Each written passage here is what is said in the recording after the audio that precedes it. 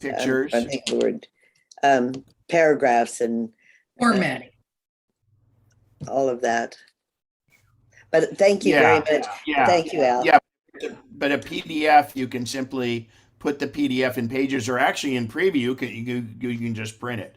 And you guys, I think we are live on YouTube now, which is great. I'll Woo-hoo. I'll leave the recording up. You guys may have to say okay on your screen. No, we there. just got a message saying we're being live streamed. Yeah. So that'll be where our normal recording is. So we missed the first part, but luckily it worked. I tried it again here. So, okay, fantastic. So we're going to get started in iOS 15. Oh, and Al, by the way, did the link for the EPUB work? Yeah, I post. Well, it was a. It says take control of iOS 15 and iPad OS 15. And did it open up in your Apple Books? Yeah, it did not open up in my Apple Books here. I have a link to a page. www take control books and it's a sample, but it's a paid. It's a paid deal. Okay, let's not sweat it. Okay. All right. Okay. Don't If I have a minute, I'll play with it. Yeah. Don't put it in. Okay. I'll work on it. Thank Alrighty. you.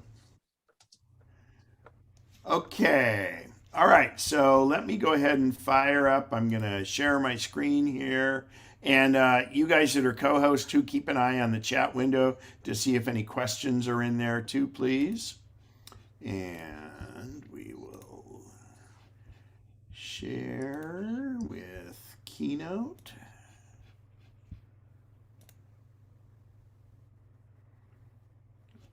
Okay.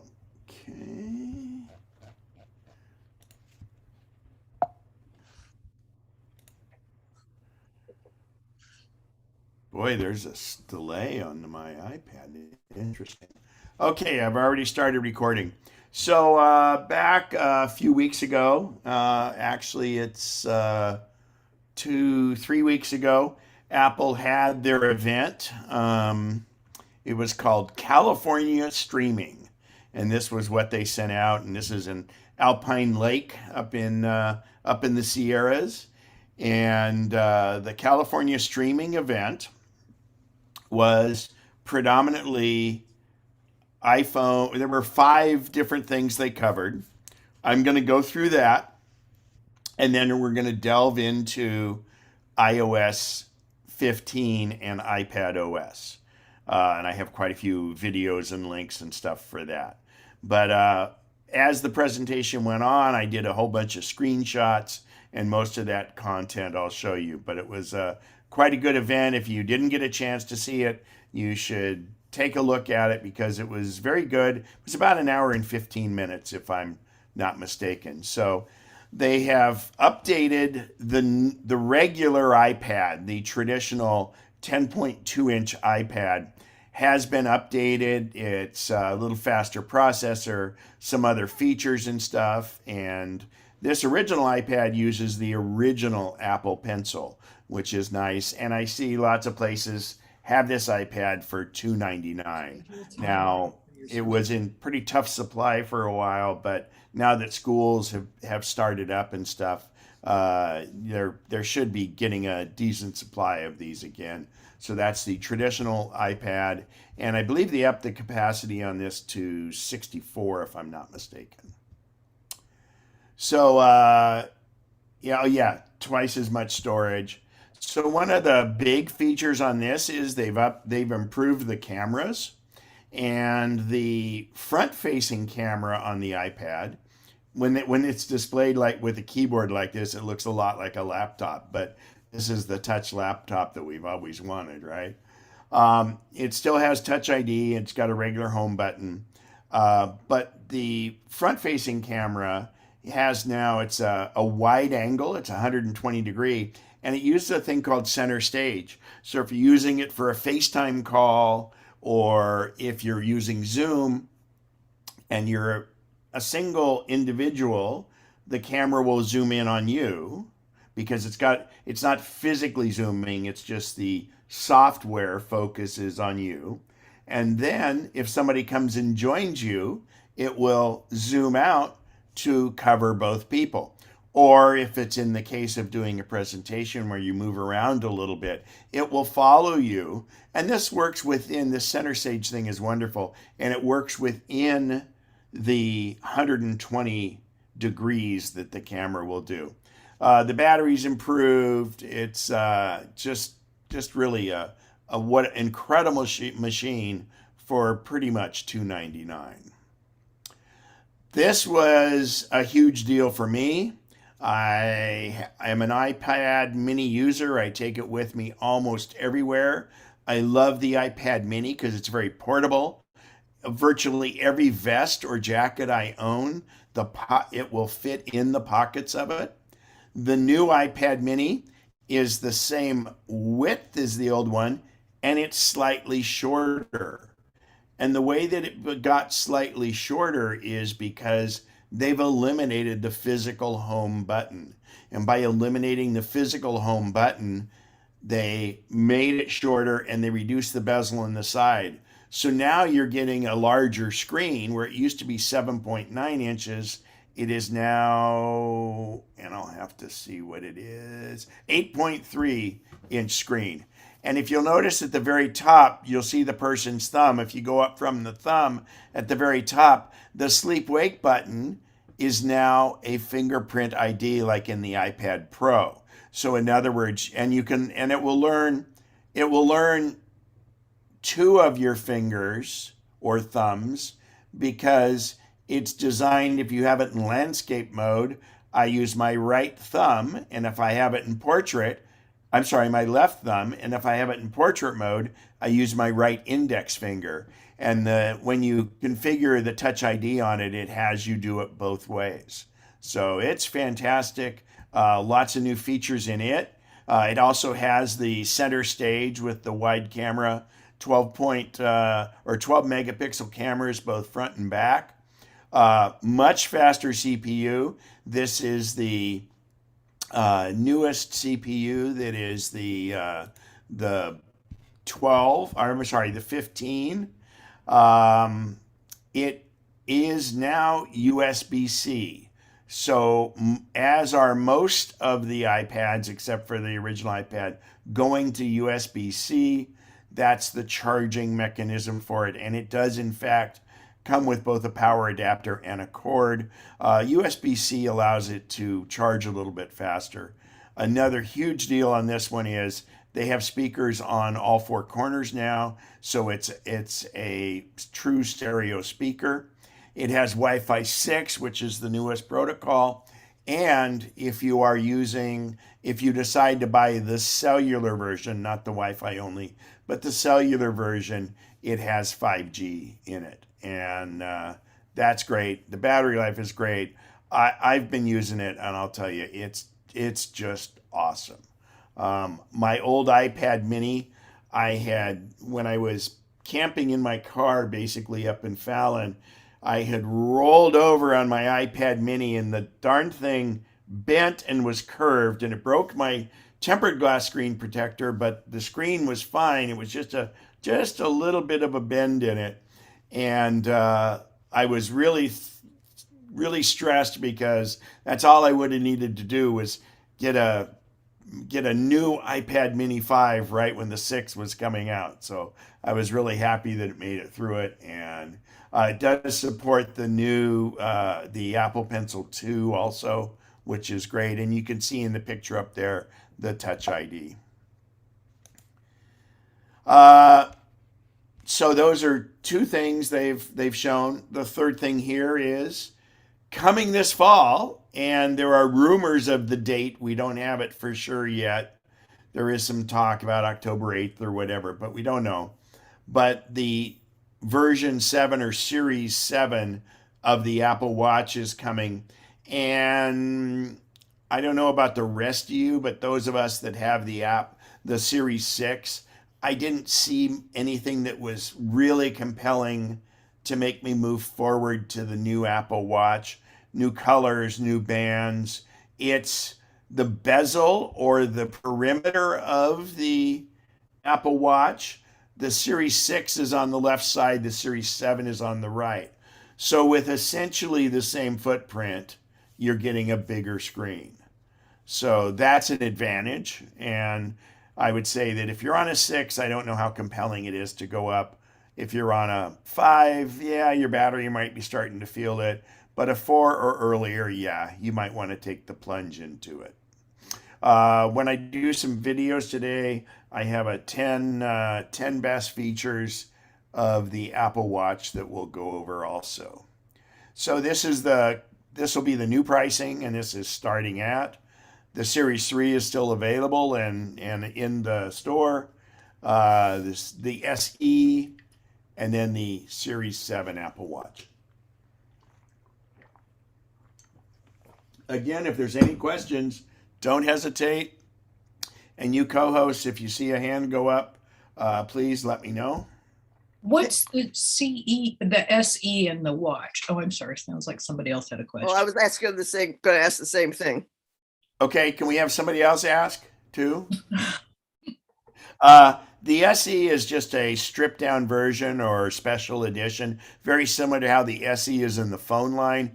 It's really their one that has quite a few features, but it's not as, and this repeats. There's nothing really changed in the SE from previously. So if you go to the watch site at Apple, you can compare the features. The 3 is pretty much stripped down. The SE, if I'm not mistaken, and someone correct me, I think it does have the EKG on it, the ECG. I'm not sure, but it's basically the value in the watch, and then the 6 and the 7 are, of course, the cutting edge of it, and they'll have a few more features like raise and a little bit better screen. So. But yeah, it's and it doesn't really equate to a certain. It's kind of like the 4, but not really. So the nice thing is, if you'll look on the left-hand side of this screen, and I have a feeling this is going to be in a watchOS update, but you can actually type on the screen now by using swipe. And swipe is where you go from, if you're typing the word you start at the T, slide down to the E, and you're keeping it in contact the whole way.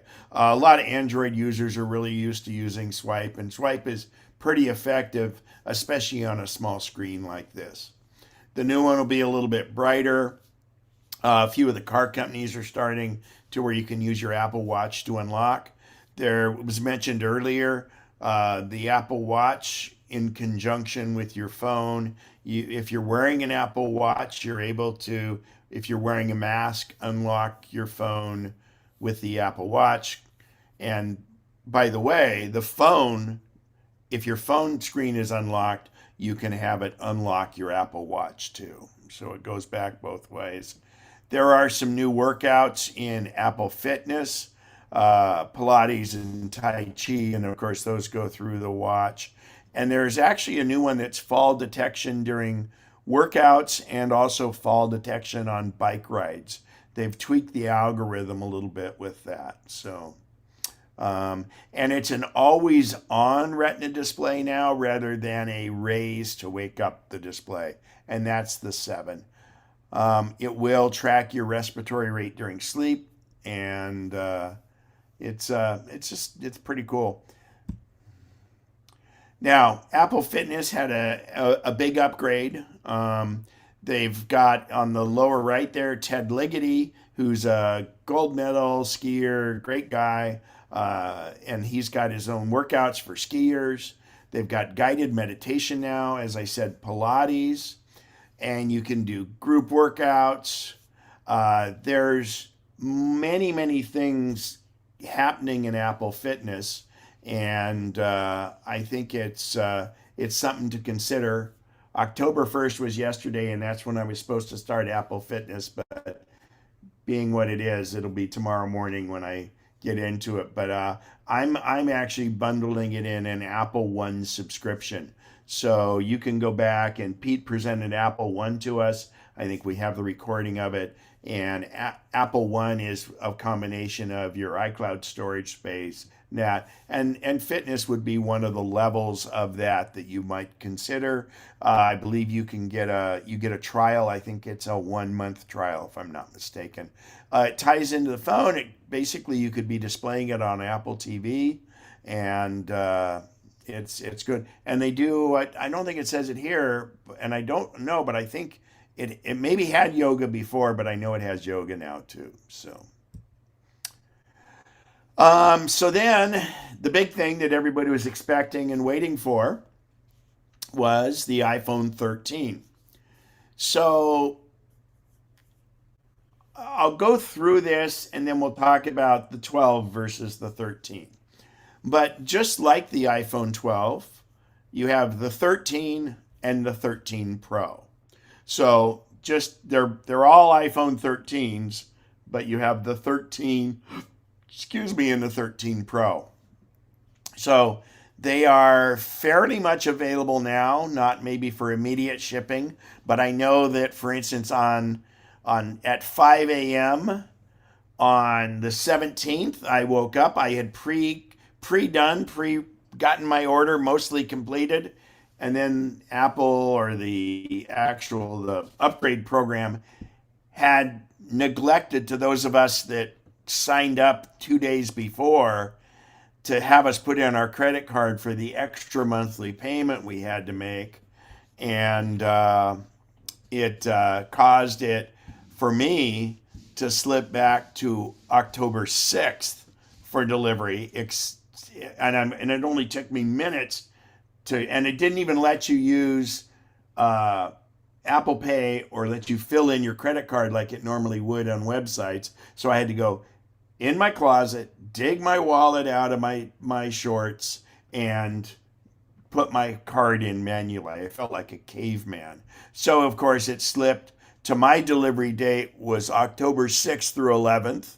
But like Apple typically does, they underpromise and overdeliver.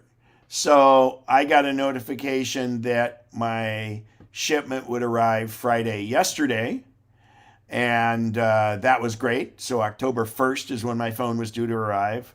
Then UPS sent me a thing and said, well, it looks like it's going to arrive on the what was it, Wednesday.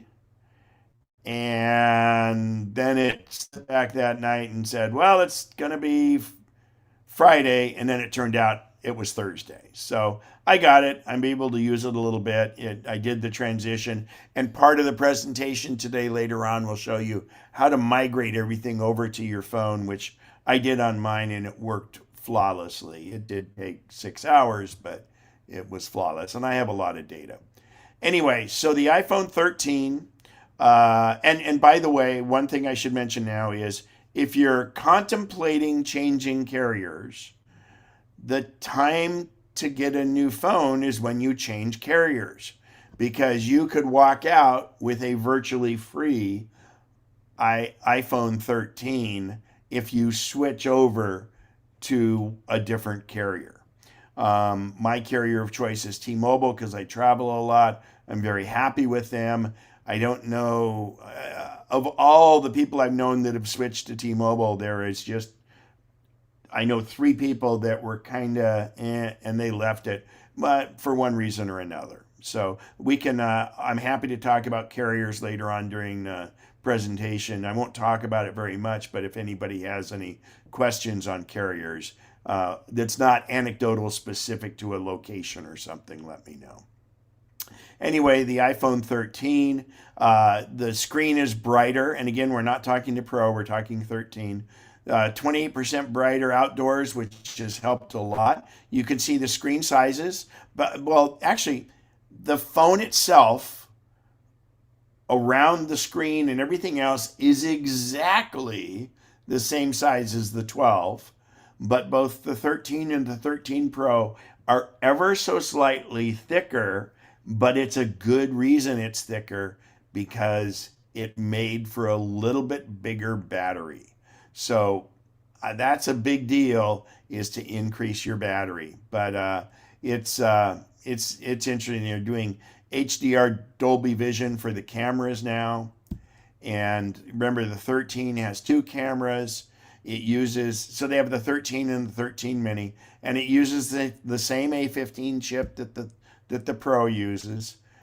An amazing amount, 15 billion transistors on this teeny little chip that fits on, it's about the size of a pencil eraser. It has 6 cores in it. I mean, it's the same thing that the laptop uses. It allows some amazing performances. So Maps Maps are able to be enhanced because of the horsepower it has. And there are some new things in Maps that I'm not necessarily going to go into today. I'll do a mapping and navigation presentation for that. But it's got these real good animations and flyovers. And there's tons of things that can happen because of the increased horsepower. Now, the increased horsepower generally takes a hit on the battery, but it really doesn't in this case because the new chip is so much just smaller and it just is very, very, very efficient. And this is the neural engine, and it allows to do, it's allowing what we call computational photography. And the secret sauce of why iPhone pictures turn out so great is what's called computational photography. It's gathering so much information and it's making automatic adjustments, but later on you can make your own adjustments. And so this is pretty amazing. 15.8 trillion operations per second. That's just like way big. Now, the fact that the chip is so strong, it allows you to do live text. Excuse me, I always forget that name. It allows it to do live text, and I'm going to show a video of that. But basically, if you hold, you can see this. They're holding it up to this sign that's behind them, and it says Stott and Schaefer. And then there's a phone number down in the small print below it. And the phone, when you turn on live text, it recognizes that phone number and says, "Oh, do you want to call that number, or do you want to add it to contacts?" and all that. So live text is very, very cool. And it works very similar to how, if you remember Google Translate, when I do the travel apps, you hold it up to a sign, it reads the sign, and it actually translates it for you. I haven't tested it, but I'm wondering if you held it up in another language, if it would translate. But we'll see. And if not, it's probably in the future, because I don't know if you're aware, but Siri also, not just in iOS 15, this has been for a while, will do on-the-fly translation for you into different languages. I think they said the translations are in a update that's coming out in a couple months. Oh, for the live text? Yeah, that's what I read that someplace. Great, Bob. Thank you for that input very much. So that's good. And you know, they're always fixing things and doing that. But I think it's great. So this is kind of the techie part of everything going on. I want to point out in the lower right, the phone has a secure enclave. Your biometric, either your fingerprint or your Face ID, is stored in there, your passwords. And if someone were to disassemble the phone, there's no other way they could get into that stuff because it's tied specifically to your phone. So very safe, very secure, 50% faster than any other phone out there. It's just amazing. The big difference between the iPhone 13 regular and mini, they both have the same cameras, and the Pro are the fact that the regular iPhone 13s have 2 lenses and the Pro has 3, and we'll get into that. And the way I like to talk about between the two is, if you're not trying to take photographs, but you're simply taking snapshots, there's not a reason to go to the Pro. If you're like me, who used to only take 20% of their photos when they travel with the iPhone, the rest were taken with a large camera. I now take 80% of my photos with my iPhone. So for me, it's important to capture those and make sure I have the extra lens. The picture quality is the same between them. It's the versatility of having another lens. So the iPhone 13 comes with two lenses, a wide angle lens, and if you look at the specs on the left, and if you know anything about photography, the fact that it's a 1.6 aperture means that that's amazing. People pay thousands of dollars to have that amount of f-stop, and what that means is more light comes in, because photographs are driven by light, and the more light that can be captured, the more detail, the more color, the more depth there is. So to have a 1.6 aperture is really, really amazing. And I should point out that if you ever watch, like you'll watch a golf match or a car race or something, and when it gets dark and you see the cars have their lights on or the stadium has their lights on, the cameras can catch more light than we can. And this is a little tip. You can actually, if it's dark out somewhere, if you turn the camera on your phone and look through it, it will see more light than you can.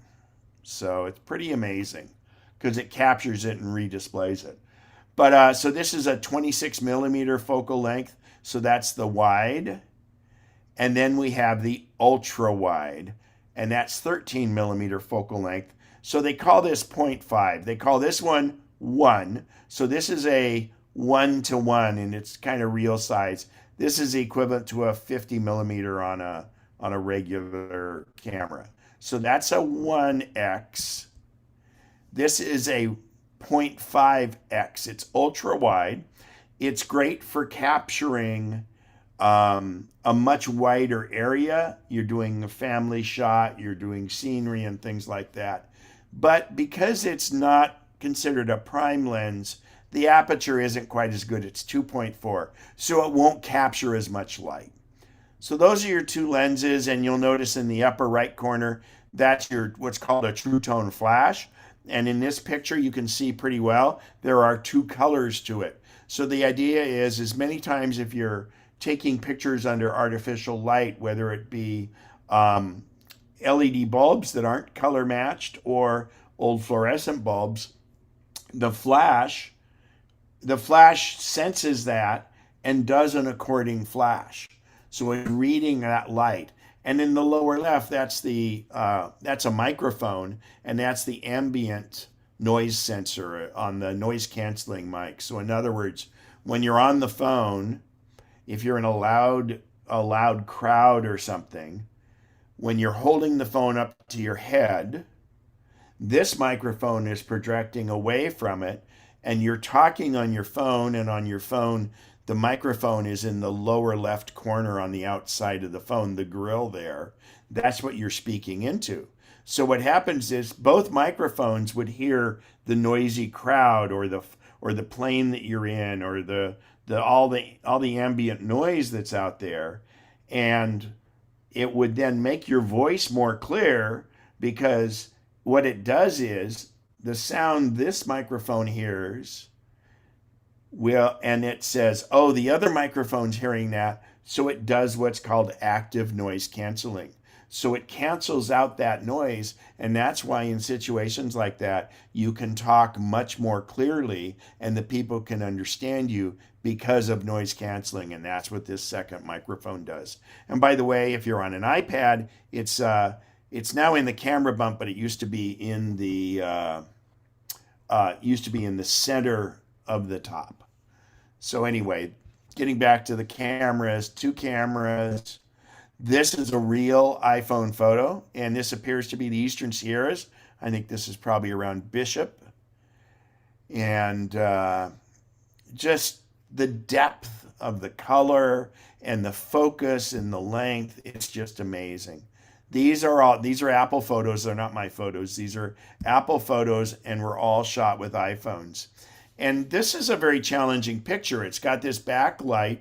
She's dark complected, first of all, and usually the face would be very dark, even in a Caucasian person. But the coloring and the depth of this camera is able to capture that. And these photos are all untouched, by the way. Now, these are done by professional photographers, but that is just amazing clarity for a tough shot. So again, they're new cameras, but it's still a 12 megapixel. Sensor shift, which means like for image stabilization, the sensor itself will move so you get a steadier shot. Portrait mode is back. Cinematic mode is available in both the 13 and the 13 Pros, and it's awesome for any video. It makes me want to go out and do it. I have a little clip here in the presentation that I will show you on that. The night mode, which allows you, if the phone is on a tripod or set something very stable, will do a long extended shot, and you can get pictures of stars and things like that. It's really amazing. And then I'll point out on the left side the ultra wide with the new sensor. So in other words, it really can get a lot in there. It doesn't allow center stage on the phone, I don't believe.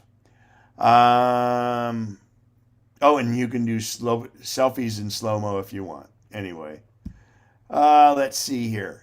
This is a big deal. The slightly thicker battery with the more efficient processor, you'll get an hour and a half longer battery life than previously on the 12 mini, on the new 13 mini, and 2.5 hours longer battery life than the iPhone 12 on the new iPhone 13. So I'll take that trade-off, man. Having a slightly thicker phone is easy. I will point out the camera bump is what they call it, because these new lenses stick out, and these are 6-element lenses. So they stick out a little bit more than they did, and I highly recommend a case that would have a little bit of a bumper to raise up, so when you're setting the phone down, you're not setting it on the lenses. And I will point out that all the lenses are sapphire crystal, so they're highly, highly scratch resistant. Mary, you've got your hand up. Go right. Is that the only hand up right now, you guys? I think so. Go ahead, Yeah, Mary. this is about the camera function. I've seen something that had a protector for your camera area. And what do you think about that? And was it glass or was it a rubberized thing? I think it was glass, but either way, I think if you could just mention whether that's a good idea or not, that would be might be helpful. Okay, let me set the stage before I answer that. So first of all, when my phone arrived, I already had ordered, and I had a tempered glass screen protector with a thing on it. And Al, I think I sent you the Spigen information. I really like the Spigen tempered glass screen protectors and the Spigen case. So before my phone arrived, I made sure I had a case and a tempered glass screen protector. And so therefore, as I took my iPhone out of the box and peeled off the protective one, I immediately put the glass. I didn't have to clean the glass or anything because it went from new. And I always say this, my phones are untouched by human hands because from when it gets out of the box, well, I should say, other than from the factory, I cover it. So I highly recommend a tempered glass screen protector. You want to look at, it will be one that says it's 9H, 9 as in 9 and then H as in Henry, which is a certain level of tempered glass. And if you can, look for another keyword called oleophobic, which means resistance to oil. And oleophobic means that it will be less likely for your fingerprints to show it. I do not recommend matte screen protectors. These matte screen protectors, you spend all this money on this really expensive, beautiful screen, and then it's like putting a screen door in front of it. And you know, it's just not worth it. And the Spigen cases, the other thing you should look at is all these phones have what's called MagSafe, and MagSafe has a lot of accessories.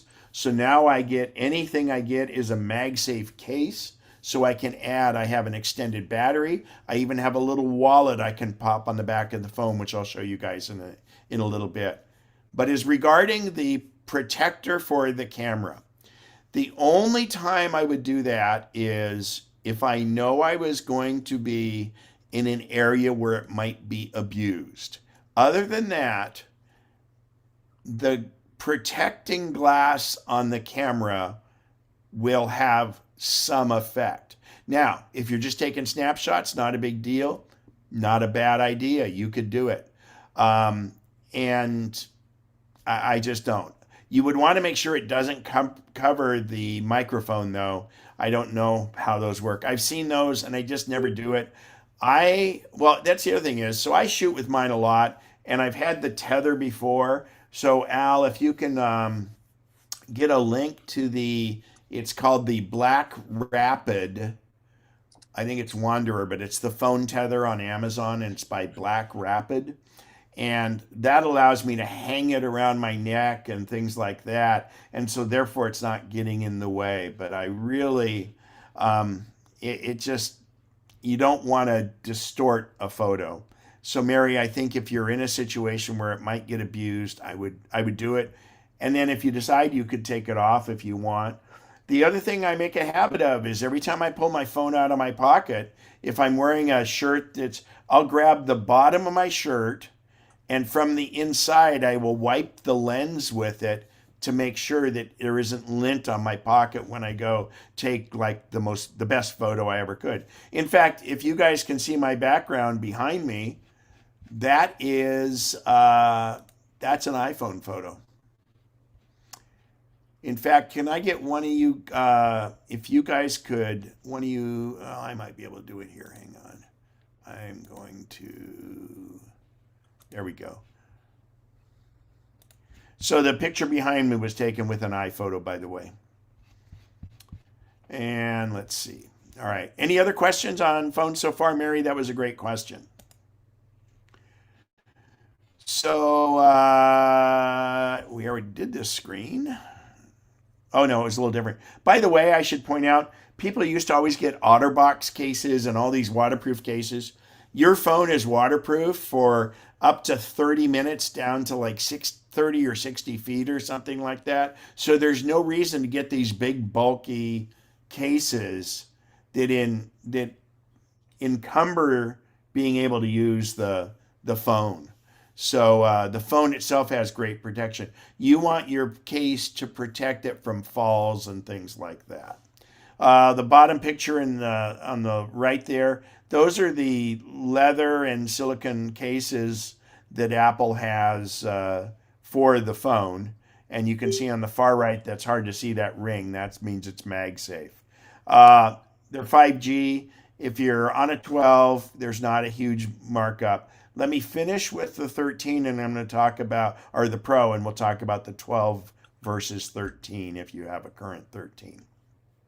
So again, that's the camera bump, that's the phone, and that is the iPhone 13 and iPhone 13 mini. $699 for the mini, starting at $799 for the 13. I should remark that not only if you switch carriers do you get good deals on the phone, some of the carriers are now trying to keep you there, so they'll give you deals on the phone. I would just, shop it and see.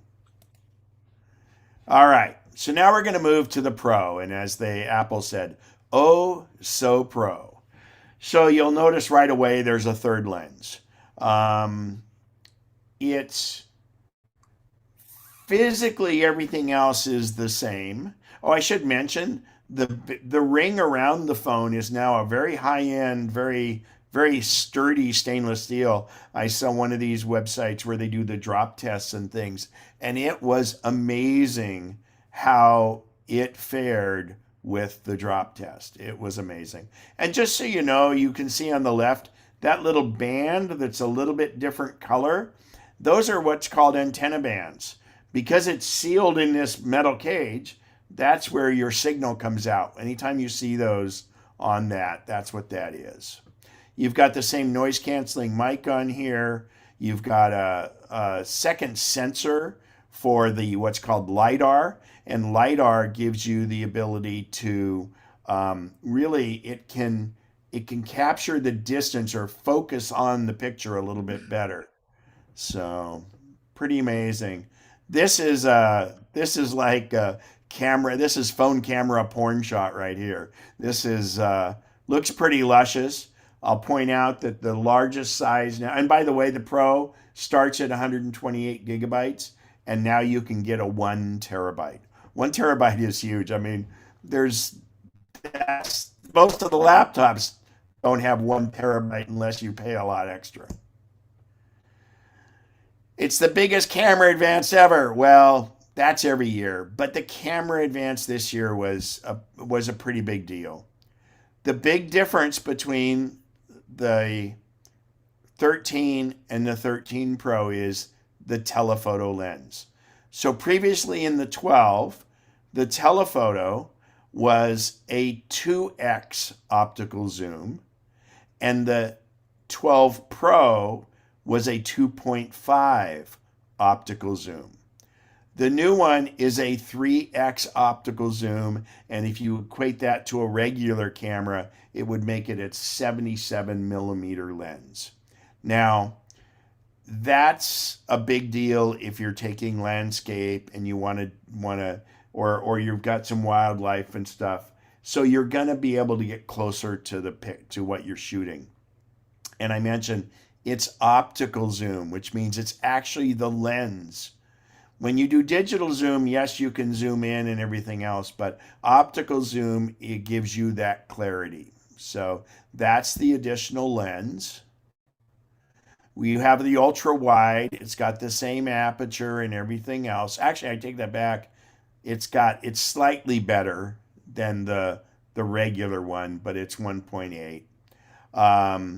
It's improved over the 12 dramatically as far as the amount of light that comes in, and 1.5 aperture on the wide. So really good lenses. I think I have a picture here. It's a 6-element lens. Believe it or not, there are these. Those are individual glass lenses that are inside this camera. And I just amazing how miniaturized it's become. And the other thing that's amazing is to get as much light in as it does. On cameras, you have to have this large opening, where here they're getting a tremendous amount of light in with a very small opening. And so much of this has to do with the sensor that's behind the camera. And then again, the biggest deal is the software that makes this computational photography so good. So the Pro, one of the biggest parts of this is upper left, macro photography. And right now it's on automatic, but they're going to make it so that it will be able to, you can turn it on or off. But this is if you want to get super close up to look at like a flower or an insect or things like that, fingerprint, anything you want. The macro photography is a huge addition. So on one end, you're getting a much longer zoom, and now you have the ability to do macro photography that's actually built into the lens.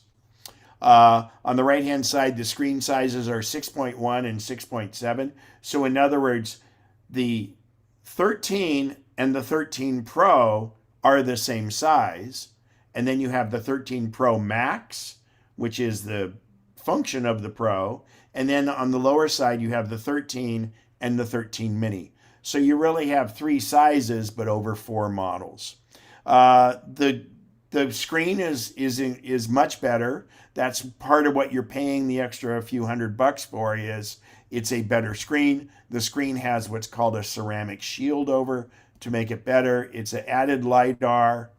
Cinematic mode we'll go into in a sec. And in a software update coming up soon is ProRes video. If you do much video, ProRes is a big deal. ProRes allows you to edit right from the phone and go into the real high-end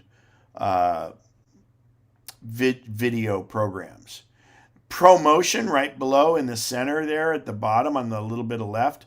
ProMotion has nothing to do with photography. What ProMotion is when you're scrolling on the screen, it can accelerate how quick the screen refreshes. In other words, if you're doing something that's intensive that the screen frequency needs to increase, it will go to up to 120 hertz. If you're simply on a page typing, it will slow down to 30 hertz because it doesn't need to refresh. And by doing this, it has ultra performance. But secondly, what it does is when it's not needed, by only refreshing the screen every 30 frames per second or even less, it's saving battery life. So it does it by whatever's going. For instance, if you're watching a movie, the movie may only be a 24 frames per second movie. So there's no reason for the screen to stay at 120 hertz. You turn it down to that. All right. These photos are, if you look at the right, it tells you what they were taken with, and you will look at the lens, and I'll try to point it out. So this is a 1.5 is the f-stop, and then this is a wide-angle lens, and this is really amazing with the little amount of light that was there. If you look on the forehead, you can see a lone hair that's there and things like that. And look at the nose ring where it's catching and reflecting the light, the little amount of light there was. This, again, you can tell, I mean, these are all staged photographs, but they're done with the phone. Everything's untouched. This is the ultra wide, so you can see that it's capturing the whole room, but you're still getting very, very good amount of light. This one, that's light coming in through a window. You'll notice it's even, it's translucent through the armpit there. And then I really love the effect on the eye there. I think that's just really amazing. This is nighttime photography. This was set, so the phone automatically set this at a 10-second exposure. Now you're never going to handhold 10 seconds. So to get a 10-second exposure, it's going to have to be on a tripod. Okay, so you have a quick little shooting star there, and you have all this, real amazing. And this again was shot with the iPhone 13 Pro. What looks like gold on the hills up there is actually the light reflected off of that. Here's pretty tough. You've got light behind her, and you've got the clouds up there. I think this is an incredible perspective. And again, just the lighting. Light is everything. Now we're getting into the macro photography. This is the ultra wide lens with macro photography, and you can see what it can do. It's really amazing. These are droplets of dew underneath a mushroom. And I'd like to point out that if you look through, like for instance, the ones on the top, you can see the sky, but remember everything's reversed and upside down through a water droplet. So it's the darker blue is actually the sky that's up higher, and the lighter blue is what would be down below. These are the veins of a leaf, and this is the macro photography. And again, these are untouched. They're all done with no tricks, no gimmicks with iPhone 13. And this gives you an idea of what goes on with computational photography. All of these things go on, and your phone can shoot at multiple shots per second. But the computer is calculating semantic rendering. It's doing a light map, segmentation map, all the way through. You can read all of those.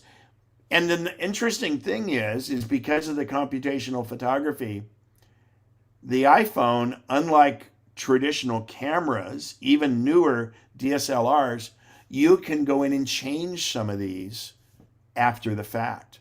I'll point out the fourth from the right. It starts to do facial landmarking and then facial detection. You've seen that when you're doing it. It's doing all of that stuff all the time. And that's pretty amazing. And that's why you get such great shots. This is an example of the difference in the lenses.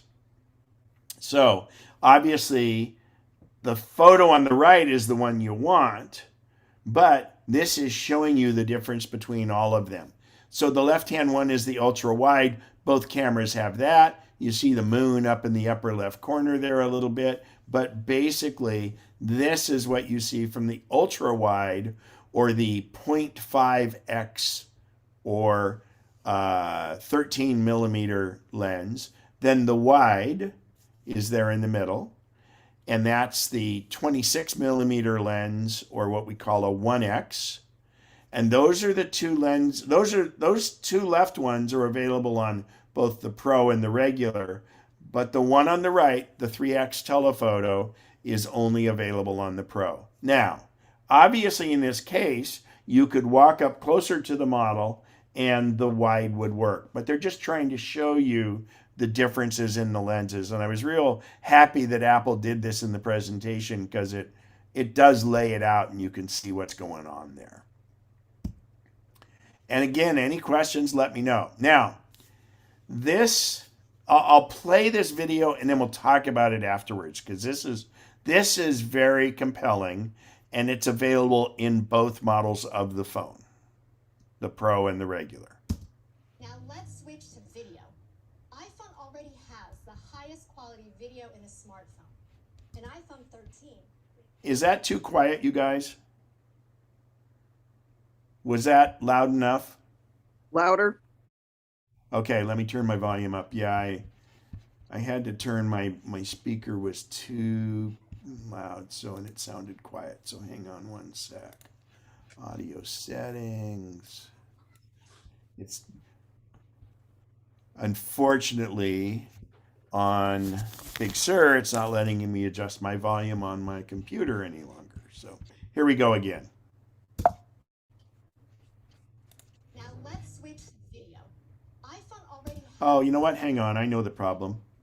I am not putting it through my computer speakers. Sorry about that.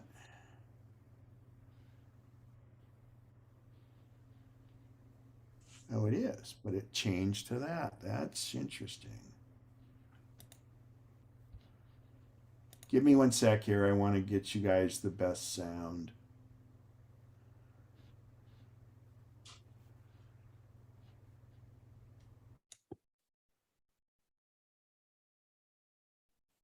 Man, it's coming out of the wrong speaker.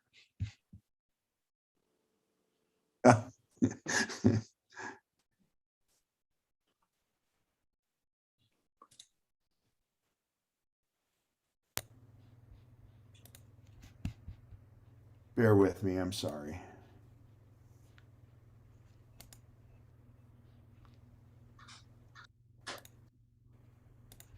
Actually, Ken, it's kind of fun to know that, or reassuring, I should say, to know that even you experts sometimes have to struggle with finding stuff. So no problem at all. And the problem is, it's a Big Sur thing. This, in the most recent update, it's made it so I cannot adjust my volume. See that? I'm trying to adjust the volume and it says, no, I can't. It's just crazy. Yeah, I had that in Mojave and had to reset something. Yeah, the and it- SMC, but on these, we can't do the SMC. Yeah, So you guys, I'll do sign language, which I'm no good at if we need to here, but hopefully you'll be able to hear this. Is this on their site? Is this on Apple's promos? One of Apple's promos, Ken? Yeah, but hang on, Al. This is part of the presentation. So what I can do is I will upload this. I can maybe upload this link and share it on iCloud. So, but are you guys able to hear it at all? We can hear it. It's just a little faint. Yeah, just Okay. barely. I'm going to boost my other speakers. So hang on, because let me see if it's, Now let's switch. is There. that better? There you go. There you go. Okay. So it's supposed to be coming, because when I do presentations, it's better to have it come out of my MacBook Pro, but I'm doing it through my big speakers and I just boosted their volume. So let's go ahead and do this again. Thank you for indulging me. I'm sorry. Hopefully it'll be worth it here. And because we have some other videos to do later too. Here we go. Now let's switch to video. iPhone already has the highest quality video in a smartphone. And iPhone 13 brings a brand new feature, cinematic mode. Now over to Johnny to tell you more. Filmmakers have used focus changes to tell engaging stories for decades. It's a technique called rack focus that requires skill, planning, and creative vision. You've seen rack focus used in all your favorite films. It brings a whole new dimension to storytelling.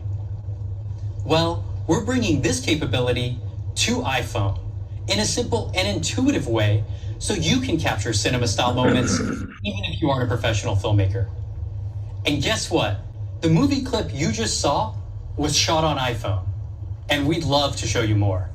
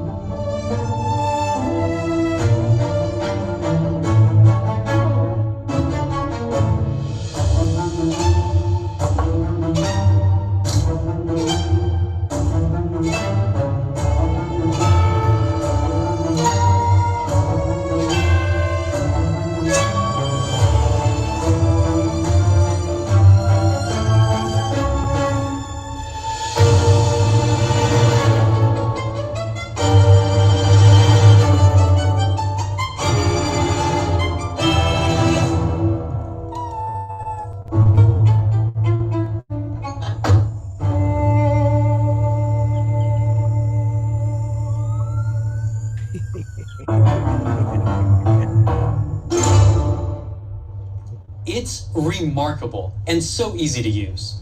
Just start recording, and cinematic mode will hold focus on the subject, even when they're moving. Focus transitions happen automatically in real time, like from one subject to another. Cinematic mode anticipates when a subject is about to enter the frame and intelligently racks focus to them when they do. And when a subject gazes away from the camera, iPhone itself changes focus, and then back. To create these automatic focus changes, we extensively studied the art of cinematography and the creative choices directors of photography make to guide the viewer's attention. We combine these learnings with computational algorithms so you can effortlessly create cinema-grade videos. For more creative control, you can tap to shift focus at any time. Tap again to lock and track focus on the subject. Cinematic mode shoots in Dolby Vision HDR. This is enabled by our Apple custom sensor and the incredible power of A15 Bionic, which creates each frame in Dolby Vision live while you are recording. And that's cinematic mode. Now, back to Cayenne. Was that choppy, Al? Yeah, a little bit. Wow. Because I noticed it on my iPad. Was the sound too loud or about right? The audio, the volume was good. Just the video was a Was little it too choppy. loud? I don't think so. Not for me, but I'm deaf. Okay. What? But I'm deaf. All right. So yeah, hopefully it's better when we play the sites later. I'll just give me a reminder and I'll make sure I get you a link to Sure. I can upload it on there. So, basically, so in the iPhone, 2 or 3 operating systems ago, we got what's called portrait mode, which uses what's called bokeh, B-O-K-E-H, for still photography, where if you're photographing someone in front, but you want to blur the background, it's like the still life. If you've got a bowl of fruit and you want that to be in the foreground, you don't want everything else in focus because that's not what you're concentrating on. So that's what bokeh does. And um, this is essentially like bokeh for cinematography.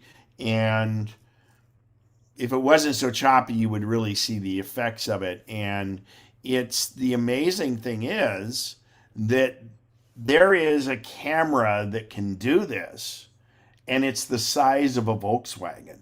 And this is all done with computational videography in the phone.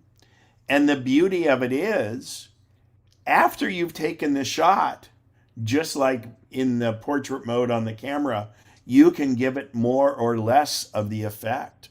And that's unheard of in $100,000 video cameras. This is done in cinematic mode because you have such a strong chip and there's so much going on there that it can be done in both the iPhone 13s and the 13 Pros. Any questions on cinematic? Well, before I go on here, because it's pretty compelling. It's going to make me want to shoot more and more and more. Anybody? Everybody's asleep? Okay. All right. And I'm wondering if that was choppy. So I'm maybe going to end the recording. Yeah, you know what? When we go to the video, remind me and I'll end the recording to see if that's taking up clock cycles that's causing that. Okay. FYI, you're slightly your audio's out of sync with the. And was it before? Yeah, it was from the beginning of the meeting. I should have mentioned that. Okay. So it should be because I'm on the MacBook Pro. It shouldn't. You know what? I'm going to go ahead and stop the recording. We can take a break. Well, no, I don't know that I can. Oh, that was share. Resume share. Let me go. Stop recording. And then, and I think live is still happening though. Yeah, live stream is still happening. So Al, did that fix at all the out of sync? Blah, blah, blah, blah, blah. It better. It's better? Okay. Yes. Well, hopefully I'll improve those videos too. All right. So again. Ken, you have a question from Ken Henry. Oh, thank you. Ken Henry, who has his new iPhone 13. Go right ahead, Ken. Thank you. As excited as I am, have they made videos of all the special things that the camera will do yet? I obviously haven't looked, but I'm assuming they'll have it available. Have you seen anything? Well, I have a few of them that I'm gonna. Well, yeah. I mean, you have to just Google it because there are lots of other people doing it. Marquez Brownlee, some of the normal characters that do it, Renee Ritchie, things like that. So you just make sure you put in iPhone 13 and ask what it is, and just normal in the way you just ask the question, just type it out and see. But yeah, there's a few on the Apple site, but more and more will come up. But it's most of this. There's not a lot of. It's more getting out and doing it and let the thing do itself automatically, and then you can adjust it afterwards. I mean, that's the beauty of computational photography. It's amazing the photos I take with the iPhone. You go to massage them after the fact, and they don't need it. So I should point out in the new iOS 15. They're not like filters, but they're effects. And I can go in and tell my camera. So what I've done, and Ken, I know you'll want to do it, is if you go into settings, camera, let me go in there and find it. Thank you. Good question. Settings. Go down to camera, which is way down. It's about 30 items down. And in there you will see photographic styles, it's called. It's the first thing that's got its own little thing. And when you tap it, you can slide back and forth and see what you want. I'm working and trying Vivid right now to see if I like it, and I'm going to do some other things. It kind of gives it more of that. So Apple's HDR is going to give you a color perfect photo, and with Vivid, it will enhance some of the colors and give you more of that HDR look that you want to get, that saturates a little bit more in there. So there's one between Vivid and normal, so you can play with those. And I would play with them and see, and then I'm going to experiment to find out, because I just found it this morning. Again, I've only had the phone a day, so I'm going to play with it to see if you can then reverse it. Ken, you had your hand up again. Are you good? No, I'm good. Thank you. You bet.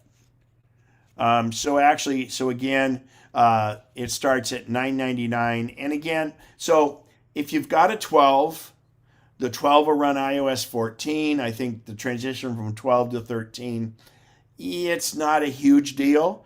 You need to just look at the differences. Obviously, Apple makes them look like, oh my God, that 12 is such chop liver. Well, they still sell the 12. But I would say that, and the other thing is, your prime spot to change phones is 2 or 3 years. Because if you go beyond 3 years on your phone, the trade-in value of your phone drops dramatically.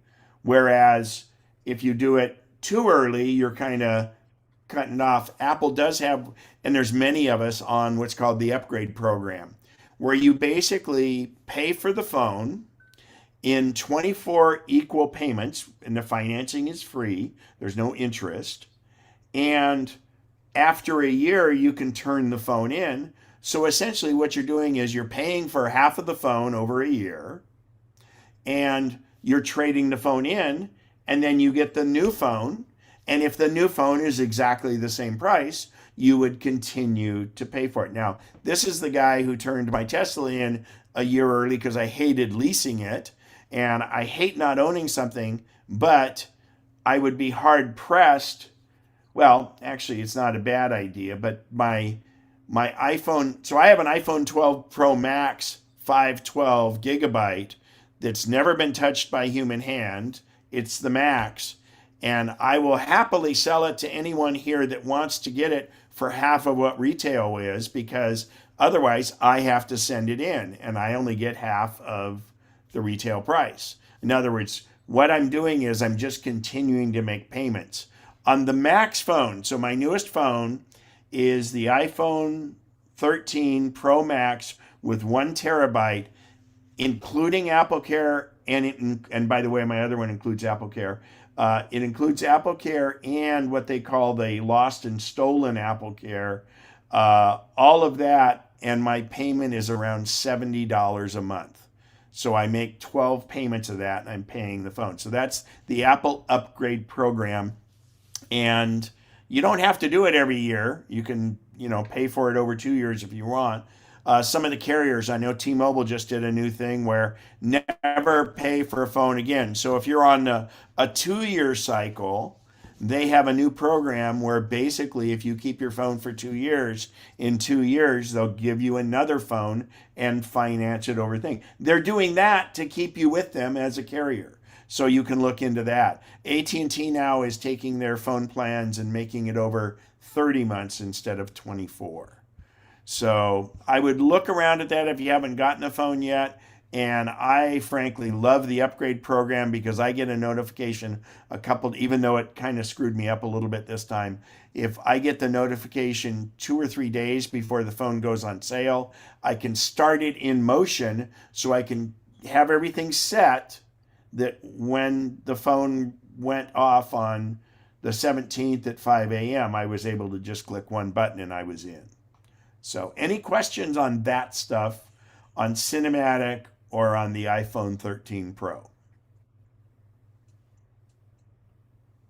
I think everybody's so confused. I'm sure Al's putting some great links There's in a there. ton of links in there, so do your homework. Tons of links. So this is a comparison, and these Oh, are the Randy phones that has are a current. question, Ken. Okay, Randy and Mary, has by one. the way, the SE is mentioned here, so you can see that. And who was it? Who had the question? Randy. I do, Kent, Randy. Go, Randy, please. I think it was the other Ken on. I got my 13 Pro Max, but look for Ken Henry. That was look for an email, because you do get like a complimentary tutorial for 30 minutes. And the one that I chose, you get like 6 or 7 bubbles. You can pick up to 2 that you'd like to cover with a person on the phone, where they look at your phone and go through it together. And I picked just one out of the 2 that I could have picked Max, but I chose photography, camera and photography. And it was very good because they really do go in depth. So look, I guess both Kens, for the email, and do take advantage. It was a great tutorial.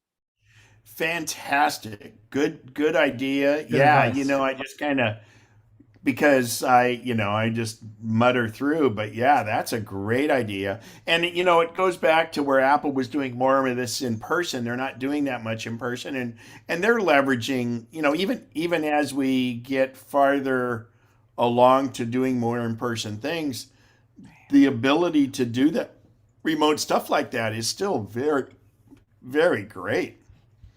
So, and thanks, Randy. And Ken, Thanks, if you don't find Randy. it, let me Appreciated the know later if you information. don't find it. Ken, if you don't find it, let me know later.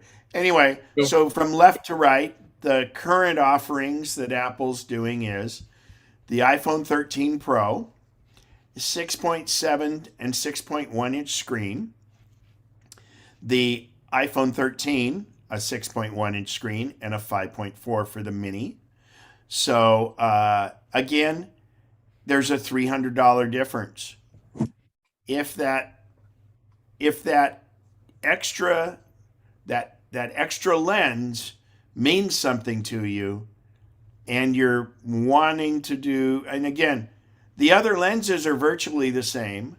The screen is a little better in the 13 Pro, but I think it really comes down to, wow, is it going to be a big deal to me? So, that depends on how you use your camera. If you're just taking snapshots, if you're at Costco and you're taking a picture of something you want to measure later or something like that, hey, you don't need it. You could even go down to the 12, no big deal.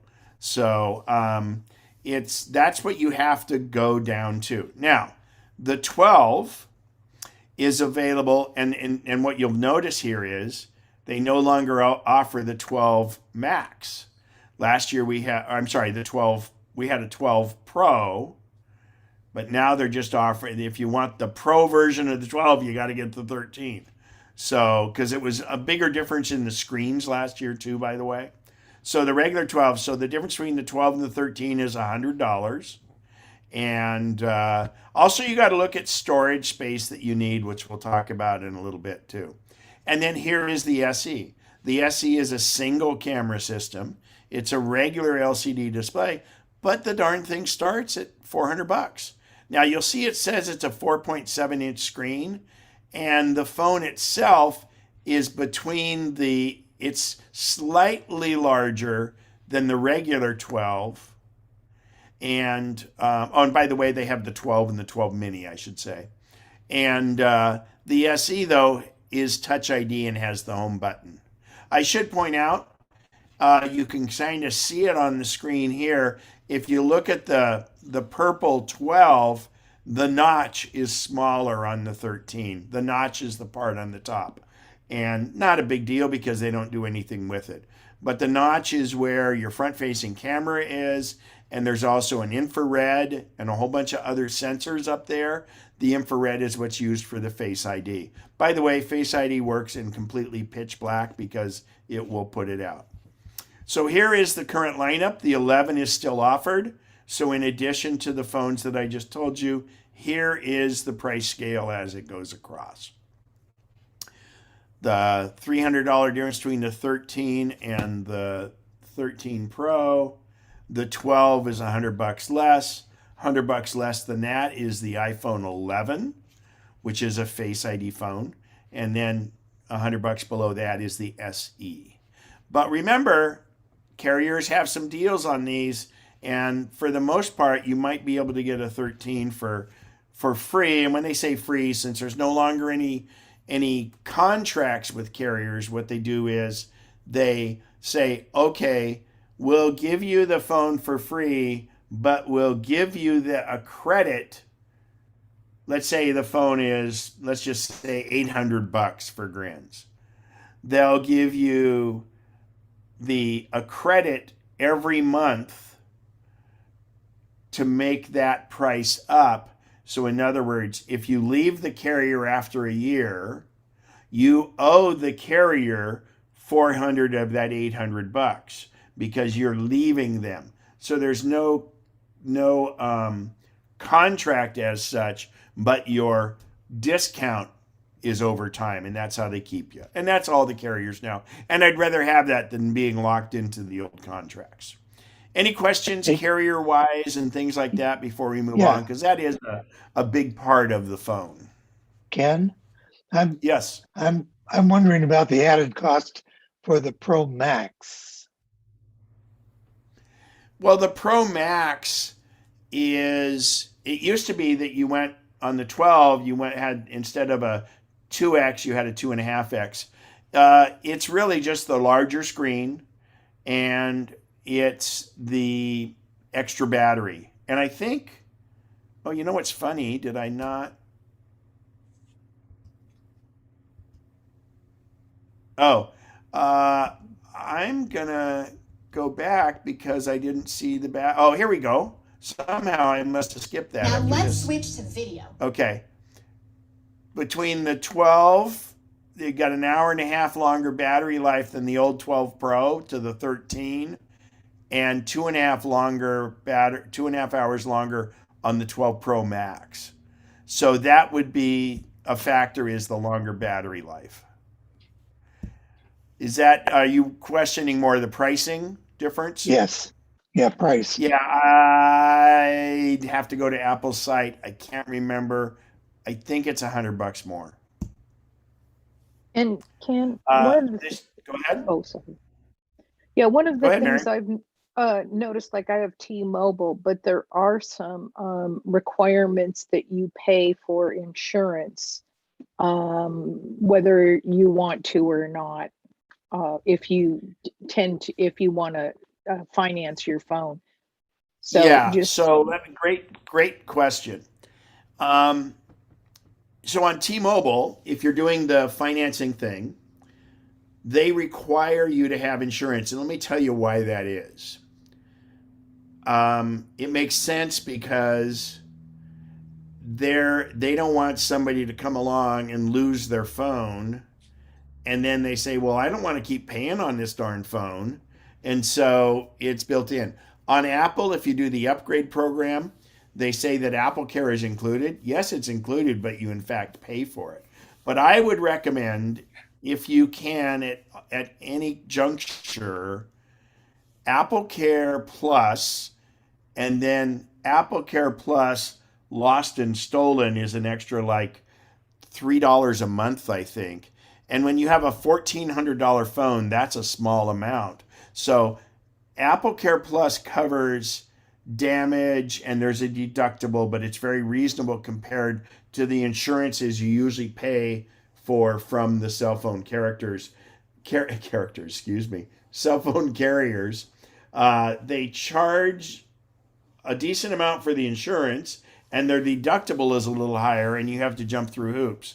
So I recommend Apple. And the other reason I love the upgrade program is I get the phone from Apple rather than T-Mobile. And when you get the phone from Apple, it's unlocked.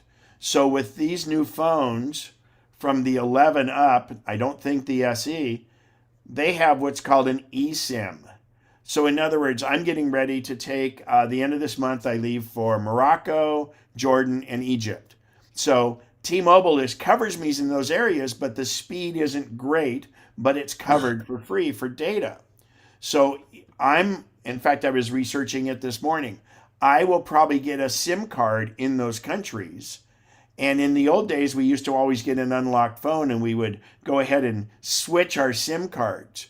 Well, now the phones, ever since the iPhone 10, they have a dual SIM.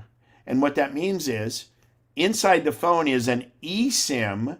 The SIM is the card. That's your phone number. That's what you can put between one phone to the other, and it's your phone number and your data. Well, by not having a physical SIM card, you can have it the eSIM, and that's my first SIM. And then my SIM slot where I replace it, when I land in Morocco, for instance, I will simply get a card from a local carrier and put that in, and I will have better coverage in the country, and I'll have a higher amount of data. And the problem is, obviously, it's a different phone number. So I can use that for phone calls within the country, whereas I would still want my regular number to be available if somebody has to get a hold of me for some reason. So that's the dual SIMs, and carriers have the ability to lock the phone if you haven't paid the phone off. And the reason for that is because they don't want that phone, they don't want somebody to come in and sign up for service, get a $1,400 phone from them with a bogus credit card, and then go sell that phone on the black market. So it's locked to the SIM until you actually own the phone. Some carriers will allow you to unlock the phone if they'll check your credit, or they have your credit card and stuff, so you could put another SIM in it. But that's the beauty of the majority of time. So I have not, only when I was in Thailand did I ever put another SIM in, and I just did it to test it because the T-Mobile works all over the place. So I don't really worry about whether it's a locked or an unlocked phone anymore. But in fact, if you buy the phone from Apple, it is usually unlocked. And I should point out, Verizon phones used to be unlocked, but that's not going forward. I'm not sure that's the case. So I know that's a little confusing, but go ahead. Go ahead, Randy. What? No, question from Bev when you're Bev, done. go ahead. Yeah, I'm unmuted. You kind of answered it because I have a 10S and I can't get through the day on a one battery charge. So going to Apple Store, they still have the different plans on whether you pay for it all or pay like with the monthly 2-year plan. Well, you can so you can always finance the phone, or you can get approved for the Apple Card and therefore get financing on it and get 3% off. Or the other thing is called the upgrade program. And that's if you want to, that's the one that's beneficial if you want to update your phone every year. And I justify that because I do it for you guys. Okay. So thank you. Yeah, exactly. I'm willing to take one for the team, and that's how I justify it, because I have to rationalize it somehow. So, but those are the programs that are available there. And I know a few of us, I know Randy and Dennis and Al and others. It's nice because you're always on the cutting edge, and realistically, and you don't have to ask with it. They send you a box, and you put your phone in the box, and it goes back to them. But I will mention, if somebody wants an iPhone 12 Pro Max with 512, mine's available because it hasn't been shipped off yet. And you can get it for half a retail. Let's see, iPhone 12, $599. It might be a good deal. If not, don't sweat it. It's no big deal.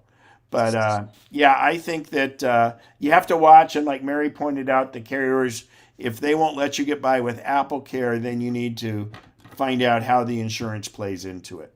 Okay, so if I walked into the store, then if I wanted to trade in my phone, I could do it at the store if I was buying in the store. Yes, you can do it in the store, or you can do it online. Okay. You can fill that out. Now, here's one thing to point out. Trade-in is different than incentives.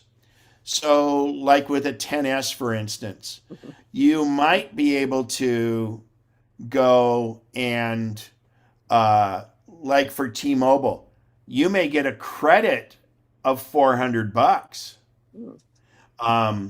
which and the trade-in value may only be $100. So the idea is they give that to you in bill credits. So don't conflate trade-in with credits for an old device. And most of those programs are available on Apple also because the carriers work closely with Apple. So do your research. And again, if you're thinking about trading characters, you're in the catbird seat. But believe me, an iPhone 6S is not going to get you anything. Keep it around as a spare.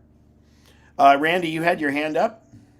Yes, actually, this year I was able to go into the Apple Store on Arden Way, not the Roseville, unfortunately, which would have been my closest, for setup. So Arden Fair, I was able on that first Friday to pick a window 8:30 to 8:45, and they assisted me with setup, transfer, and actually syncing with the watch. So it was a nice service. That's a great feature now. Did they transfer it from your iCloud or did they do phone to phone transfer? Do you know? I believe phone to phone with the little squiggle where you hold your Yeah, new but phone. still they might have done to iCloud. Did you have to put in any passwords Yes, after the fact? that it was After the iCloud. fact, after you got the phone, did you have to put in Gmail or any of those? I had to re-enter those passwords. Yes. Okay, then you should do it the way I'm going to show you guys here Good. in a little bit, Okay. which is better. Yeah. Yeah. So, and we're going to show you how to do that. So it's easy to do. Apple, as it's in the slide, it's in the videos I've got coming up. But Apple actually did this because it saves them time and money, so it was a good investment. All right. Any other carrier phone related questions? Obviously, this was Friday the 17th, and it came available on the 24th. Now we're going to get into iOS 15, and then I just have a few slides on it, and then we're going to get into videos about it. But iOS 15 is new and different, and it's finally out. It took a little while to get out. Excuse me. There are some warts on it, so if you didn't get a new phone, I recommend you always wait till it's a 15.1, and it just because there are a few little issues with it, but if you're, I never update my OS if I'm getting ready to leave on a trip or I have something that's mission critical with that device. I got the new iPad. It came on it, the iPad Mini. I still have my Mini for another few days because I'm gonna have to send it back to them.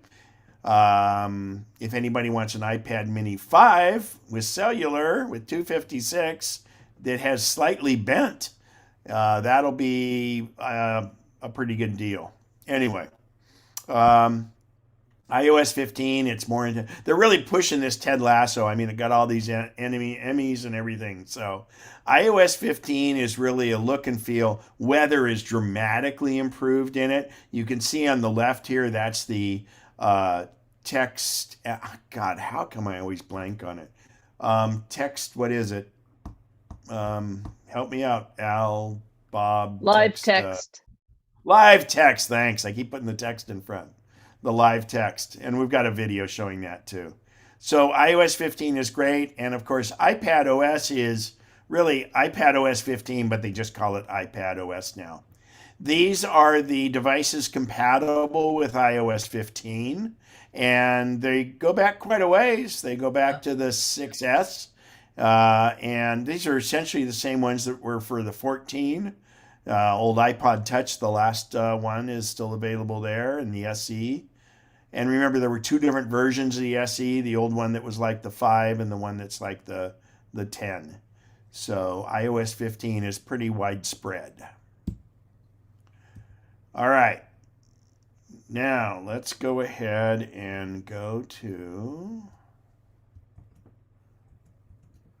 I have some links here. And all right.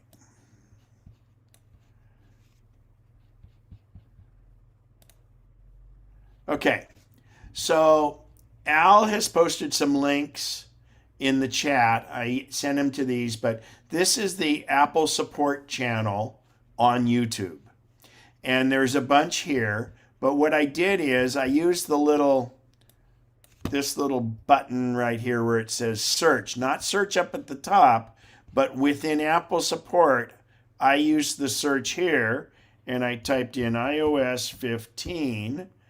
And when you come up with that search, now 9 months ago, it's not going to be iOS 15, but 1 week ago, Safari tabs, different things like that.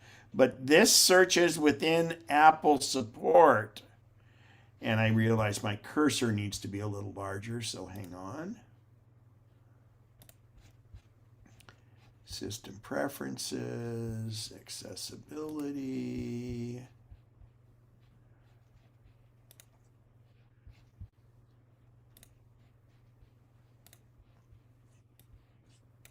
There we go.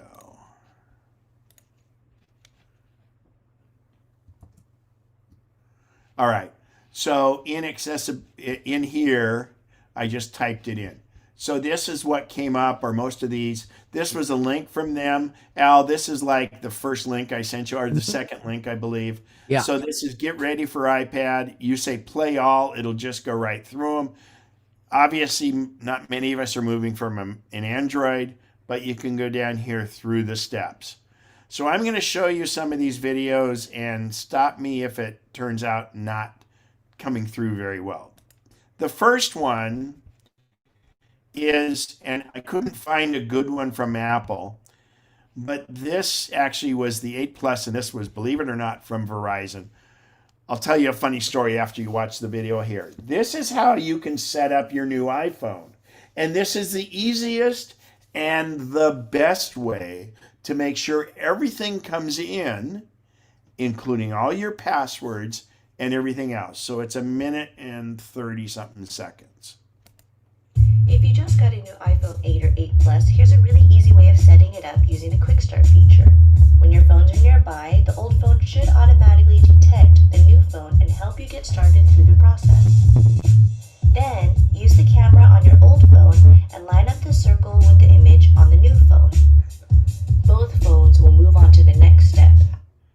So sorry for this background bass drumming there, but what happens is, first of all, make sure your old phone has Bluetooth turned on. And when you fire up the new phone, your old phone, and if your iPad's there or if some other iPhone in the house is there, will come up and say, wow, I see you have a new iPhone. Well, only say, I want to do this from the phone that you want to copy the data from. So you take the old phone is down on the bottom, as you can see there, and this really weird blue blob happens, and you pick up the new phone, and it uses the camera, and there's a circle, and you center that circle. You have to hold it up about 1 foot away from the phone, and it captures that blue circle and says, oh, this is me. I want to go ahead and transfer. And then it continues. Now, while it's doing this transfer, it'll allow you to do some other things. So anyway, let's go. I'm going to show that part again real quick.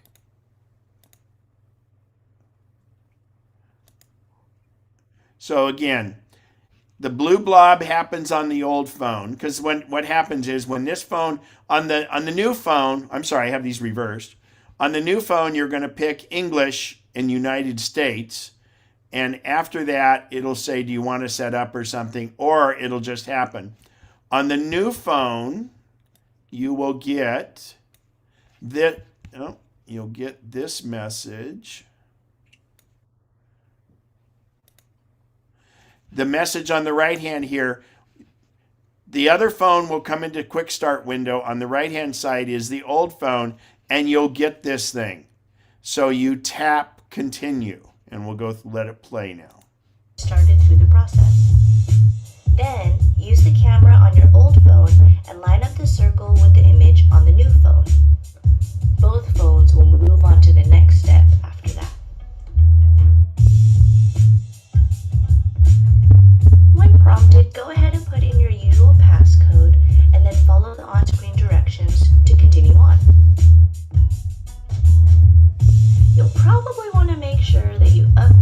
backup on your old phone before you continue on to the next step. That way, any data or other changes that you've made since your last backup will also be on your new phone when you sync it. After you get through those initial steps, you'll probably have to download and install some software updates.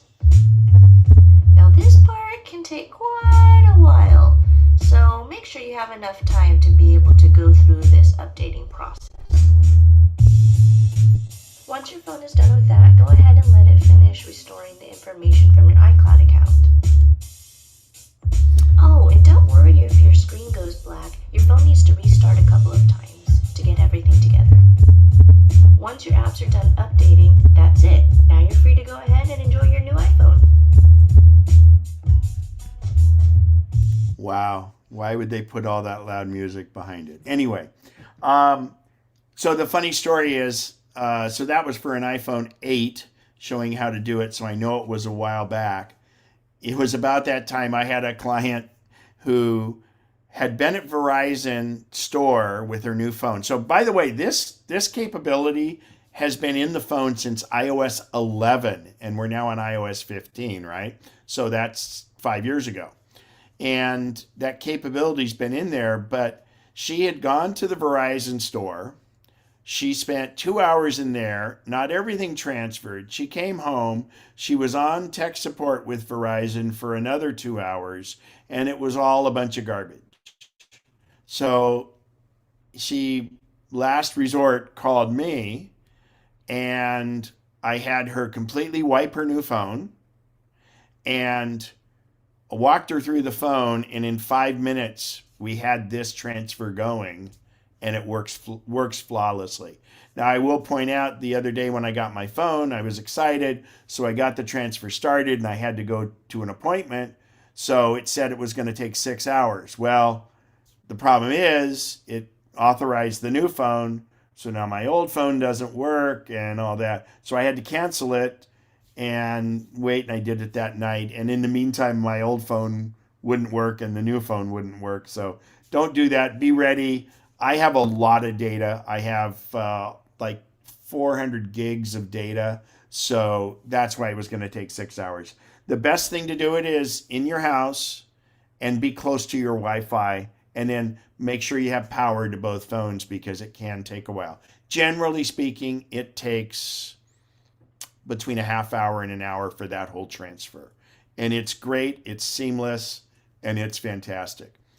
Now, Al, was that video choppy?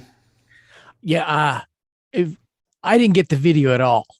Okay, you guys, so what I'm going to do is, Al, I'm going to make you host.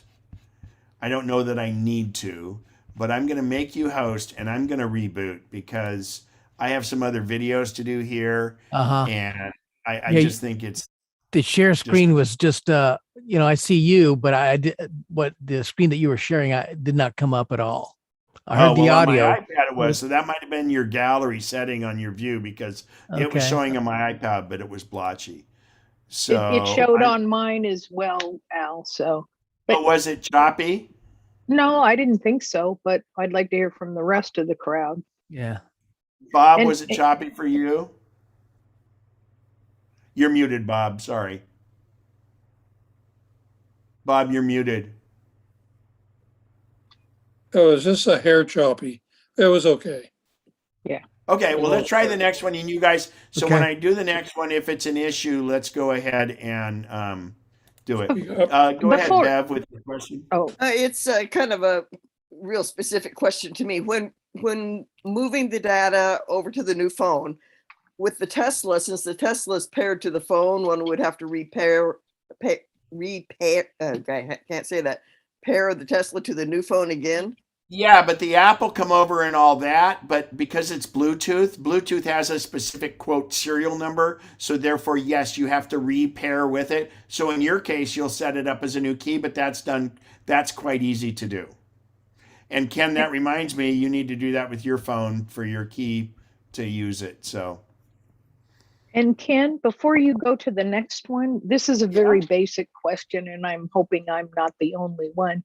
But they talk about probably not. So ask away. but that's kind of why I asked some of these questions.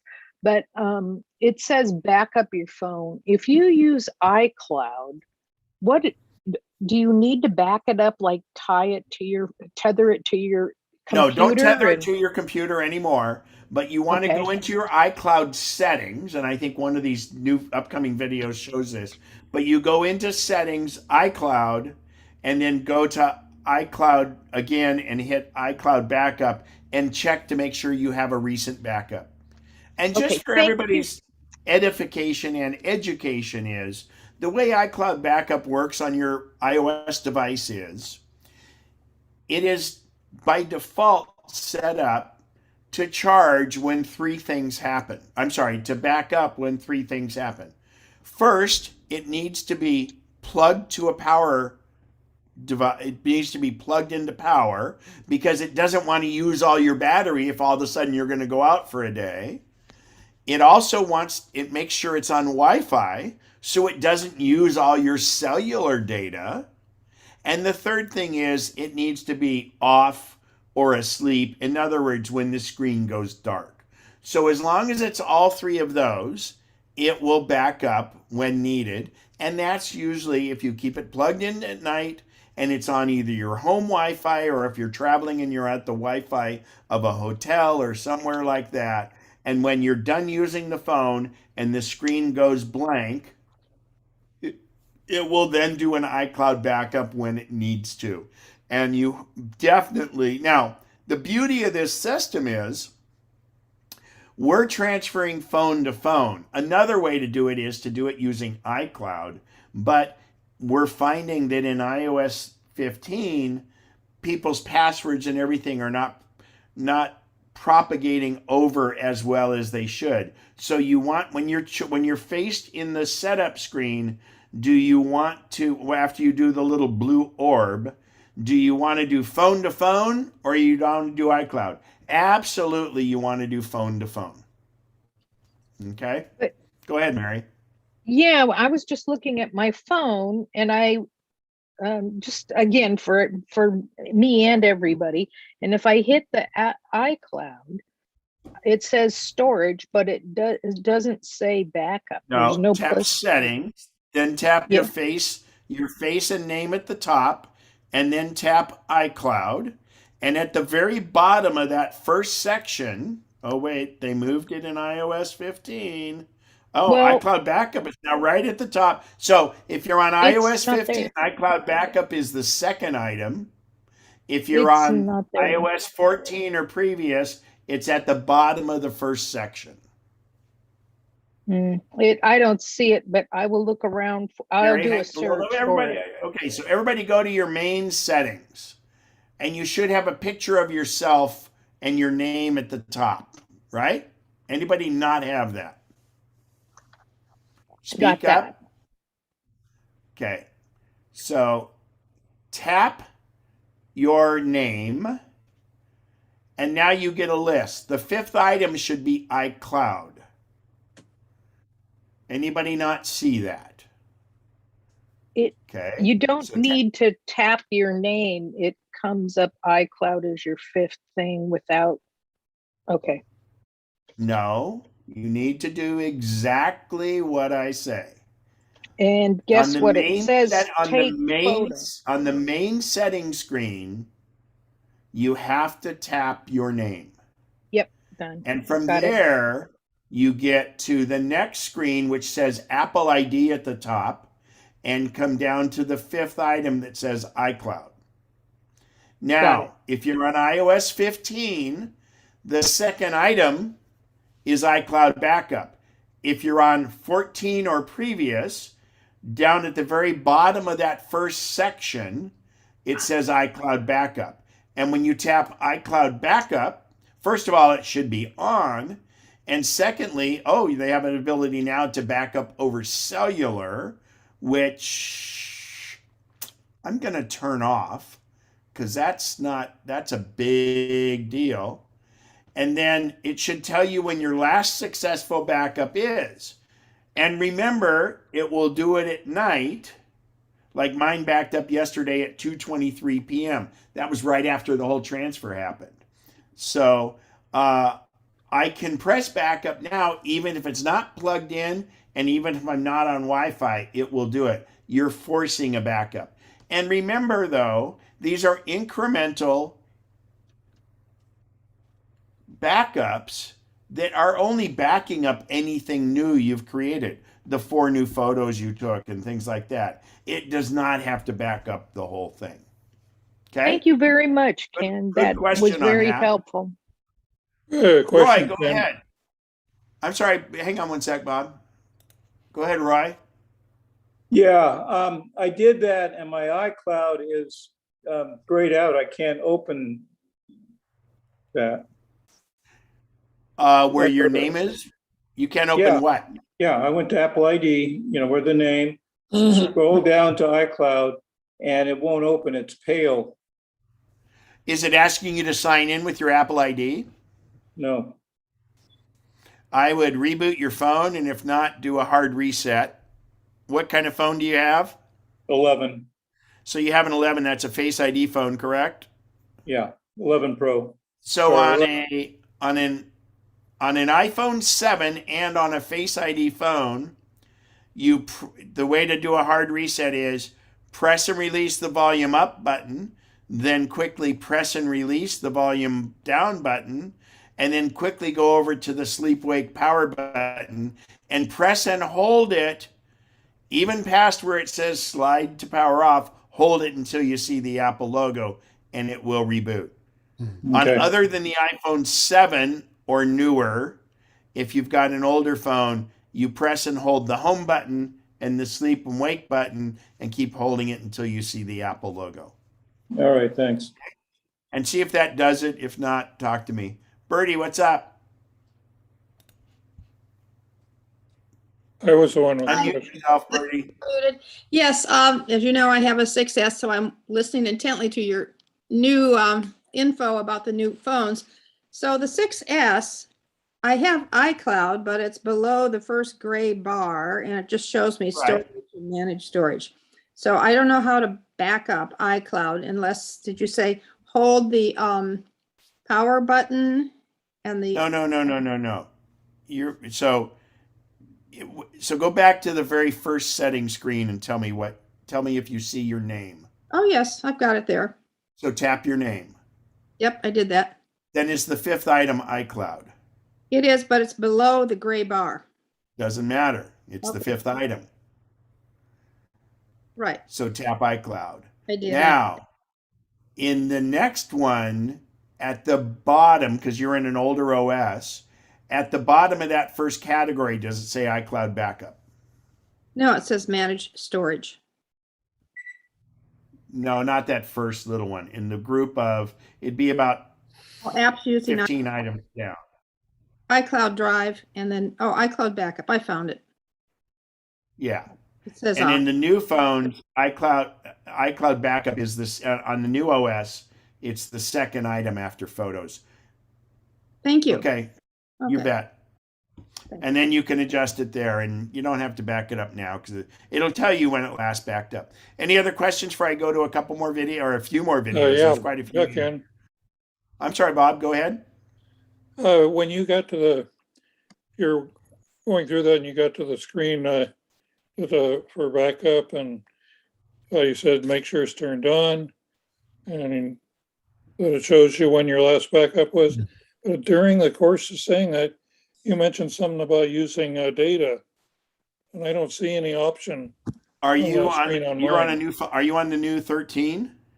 Yes, and right up to date with yesterday's update. So Well, that's interesting, interesting because on mine there is another option in between that was a shock. It's the first time I've seen it. It says backup over cellular, and then I'll read the description.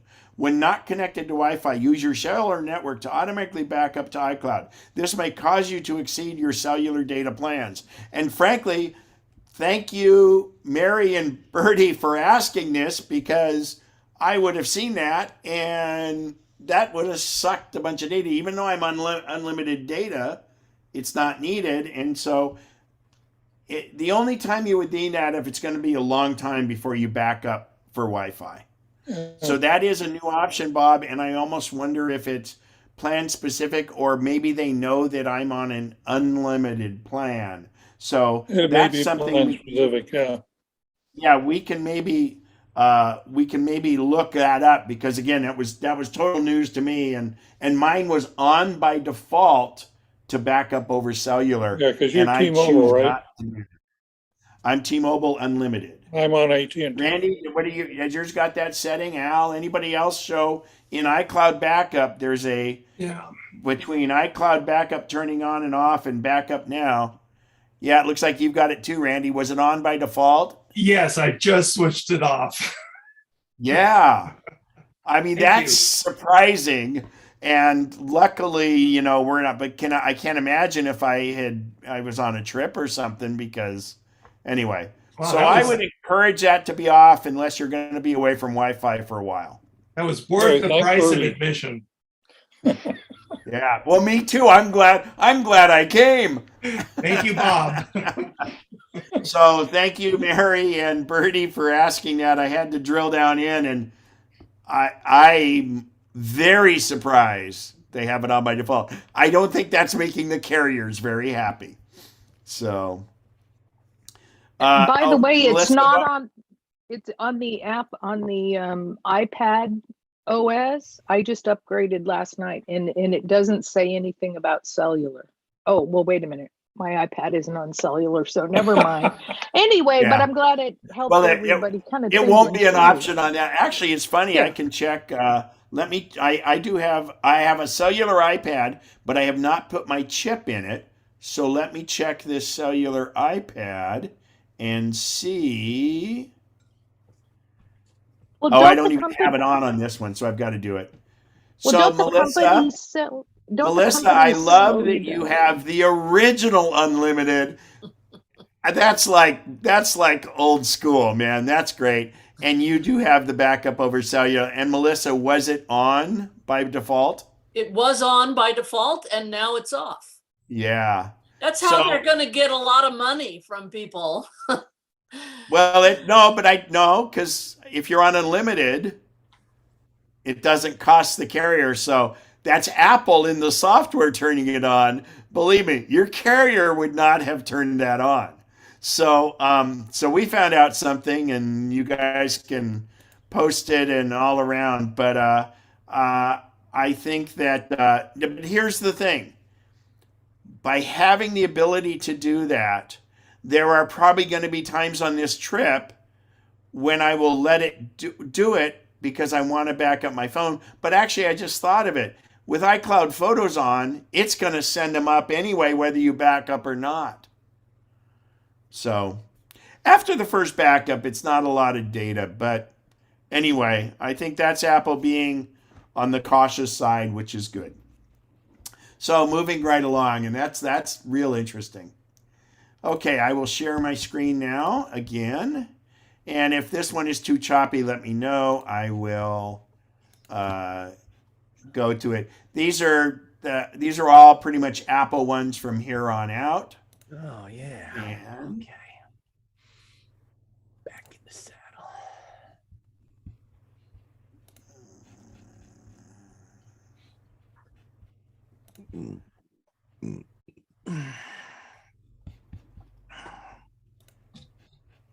We got an open mic there. Is that you, Al?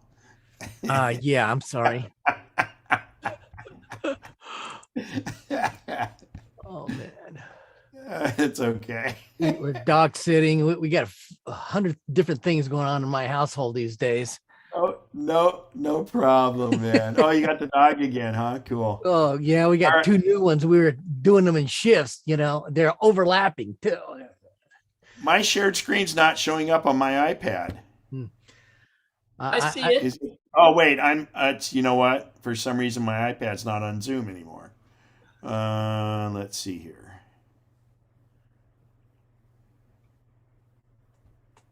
Why is it not on? There we go. Great. Okay. Setting up your new iPhone is easy, and help is available every step of the way. This video outlines what you need to do. and the other videos in the playlist have step-by-step instructions if you need extra help. Let's get started. First, it's a good idea to back up the data on your previous iPhone. Now, this is the other way to do it. I want to make sure you see it, but I recommend the phone-to-phone transfer. This is doing it. This is only a 1.5 video or a minute 53, but I recommend that you know this, but you want to do the phone-to-phone transfer like we showed before. The easiest way is to back up to iCloud, which you can do right on your device. If you don't have enough available iCloud storage, you can purchase more or back up to your computer. For help backing up, check out step-by-step videos in our YouTube playlist. You'll also need to know your Apple ID and password, so you'll be able to access your data in iCloud, restore from your iCloud backup, and download previous purchases from the App Store and iTunes Store. If you forgot your Apple ID password, don't worry, our video can show you how to reset it. When your new iPhone arrives, turn it on and follow the on-screen instructions to set it up. To transfer your information, you can use Quick Start and device-to-device migration, which automatically copies data from your previous iPhone. So that technique I told you about is Quick Start, and it's device-to-device migration. You can also transfer your data from the backup you made to iCloud or your computer. Whatever method you choose, your iPhone walks you through it, so you can pick up right where you left off. And we have videos you can watch if you need extra help. If you purchased an unlocked iPhone, you may need to transfer the SIM card from your previous iPhone to activate service. Contact your carrier if you have questions about your rate plan or need a different SIM card. And that's it. Enjoy your new iPhone. If you need help backing up or transferring your data, click one of the videos for instructions. Okay, so regarding the SIM card, what I like to do when I do these phone transfers is, because I had an eSIM, when I did the transfer, it transferred my quote SIM, the electronic SIM, the integrated SIM, over to the new phone. That's why I got stuck without my phone being useful. But the idea is that then you really don't have to do anything. Your SIM card, I like to do that transfer after everything's come to the new phone, and then I move the SIM card over if you're just using the SIM card. Now, the SIM, unlike phones of old days, your contacts and everything used to be on it. The beauty of an iPhone is there's virtually no data on your SIM card. Everything is stored in the phone. And that was another huge revolution when the iPhone came out. The ability to have virtual voicemail, which wasn't like a normal voicemail. It was stored on the phone. The SIM card has virtually nothing on it for information. So your transfer is iPhone to iPhone. Any questions on that one? This one we don't really need. So, Ken, go ahead, Bob. maybe you should point out when you're buying the phone online at Apple, if you've specified that the phone should already be set up for your carrier, when you receive it, it's going to have a new SIM card in the new phone, and the SIM card that's in the old phone you can just pull out and trash. Right, but then you want to see, so it should be set up, and that's where it actually, so a SIM card has what they call an EIN number, electronic identification number, and it's tied to your phone number. And so what happens is the new phone comes, if you specify your carrier when you order the phone, it'll come in. And in this transfer, even if it's a physical SIM card, you usually take it over. I've seen some cases, though, where we have to physically move the card over afterwards. But that's why I recommend waiting until the transfer happens if you have to physically move the card over, because you may find that you don't. Another little caveat to that is, all of a sudden you have two active phones right now. Only one really is on your cellular account, and only one can really make phone calls. But because of the handoff and the sharing we have, where you can get phone calls and make phone calls on multiple devices, the way to test if your new phone is working is completely turn off your old phone. Because you could think your new phone is working because you're on Wi-Fi connected to your old phone, when realistically, you're making calls from the new phone through your Wi-Fi, and it's actually going to the cellular network over your old phone. So in that case, turn off the old phone, make a phone call, make sure that it works before you leave the house, and leave your old phone behind and you get out there. And you know what it feels like these days if you don't have your phone working or you don't have the phone with you. It feels like you've left the house in just your underwear. So don't make that mistake, because it's just kind of that feeling. But make sure you turn off the old phone and see if that happens. And by the way, with Wi-Fi calling and stuff, yes, you could still use that phone around the house if you wanted. And it could be a, quote, like an extension phone of your old phone. Or your old phone would be of the new one. So when we get ready to turn the phone in, and I always recommend, let's say you're getting a trade-in from the carrier and things like that. I recommend that you take your phone home and do the setup like this, unless you're doing it at Apple. Do the setup like this, but try to avoid giving them your old phone for a day or 2 or 3, because you want to make sure everything is transferred over to your new one. And yes, you could do iCloud to restore your phone, but the best way is this phone-to-phone transfer. So I like to make sure everything's in there, because the most important things on your phone are your photos, and you want those to come over. So I check everything out. I let it do a couple days. Now, when you're getting ready to take the phone and turn it into your carrier for either a trade-in or for a credit towards the bill, or if you're mailing it in, like in the Apple situation, this is going to show you how to erase the phone, and the phone will be completely erased back to factory setting. None, zero of your data or any information is left on this phone. And when you do it, it will make you sign out of your Apple ID, because that way, that keeps someone from erasing your phone, and you don't want them to. So this is a good little video on that. So hang on one sec. Want to erase the current content and settings on your iPhone? Restoring your device to factory settings is easy. Before you start, make sure you have an iCloud backup or a backup saved on your computer. A factory reset erases all of the data on your iPhone, so you need a backup if you want to save your content or settings, or transfer them to a new device. You'll also want to have your Apple ID and password handy. If you want to restore to factory settings from your iPhone, go to Settings and tap General. Then scroll down and tap Transfer or Reset iPhone. Next, tap Erase All Content and Settings, and tap Continue. Then enter your passcode. If you have screen time enabled, you will also be prompted to enter your screen time passcode. Now, just wait for your backup to finish. Next, enter your Apple ID password. Tap Turn Off in the top right corner. Actually, 2 things here. If you've already transferred your stuff and it's on the new phone, you can skip iCloud backup, because you've already done that. This is only if you were just doing it right then. But the other thing it also said is transfer or reset. So transfer is new in the newer OS. It might have just said erase phone instead of transfer. Screen. And tap Erase iPhone. Now just wait for your iPhone to erase. This may take a moment or 2. When the process is complete, you'll see the hello screen. You can also restore your iPhone to factory settings using your Mac or PC. If you're using Mac OS Catalina or later, you'll use the Finder. In Mac OS Mojave or earlier, or if you're using a PC, you'll use iTunes instead. First, you'll need to turn off Find My on your iPhone. You won't be able to restore it until you do this. In Settings, tap your name.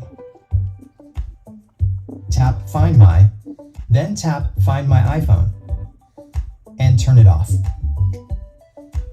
When prompted, enter your Apple ID password, then tap Turn Off in the top right corner of your screen to confirm. Next, connect your iPhone to your computer and open the Finder or iTunes. Then select your device from the sidebar. To sync your computer with your iPhone, click Trust. Now tap Trust on your iPhone to continue. Then enter your passcode.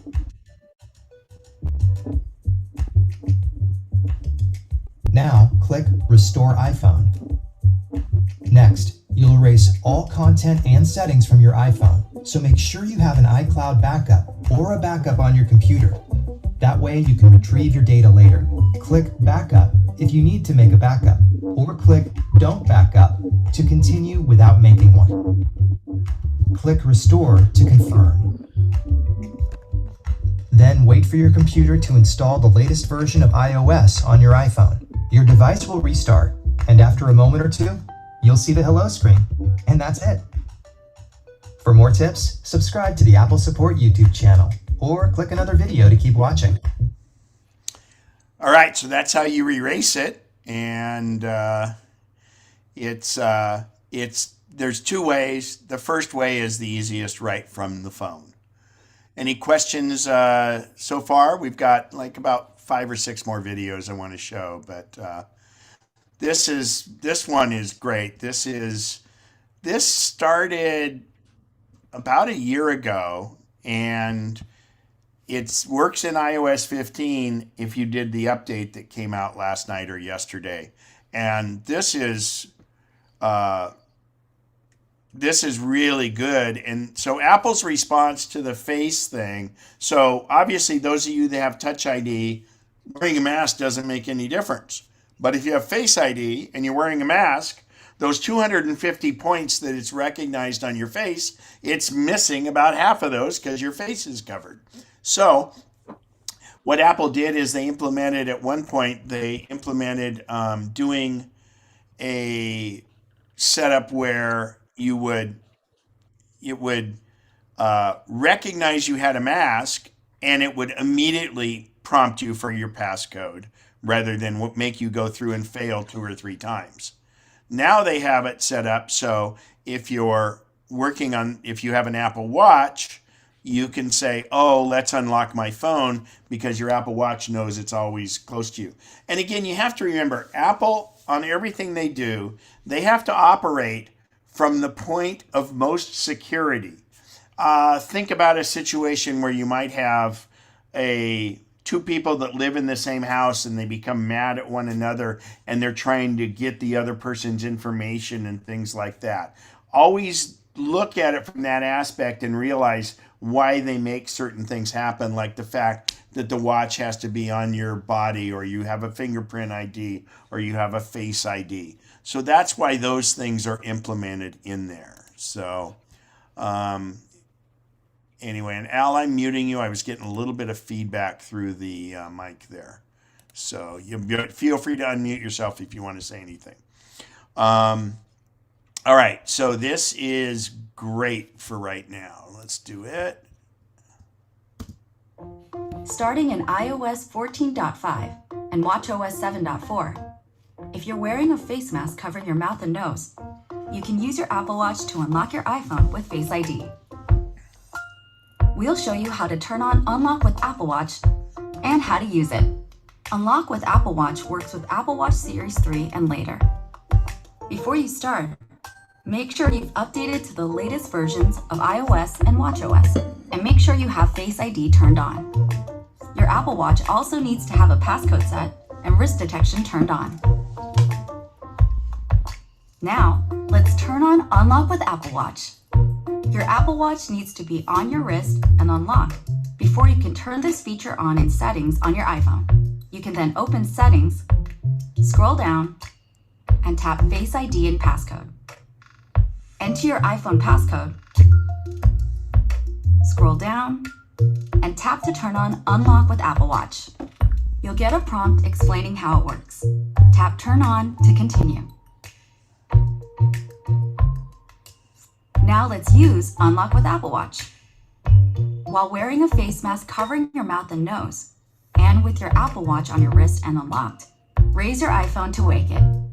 When you glance at your iPhone, it will identify that you're wearing a face mask, and your Apple Watch will unlock it. You'll get a notification on your Apple Watch that your iPhone has been unlocked. And you'll have the option to lock it again by tapping Lock iPhone.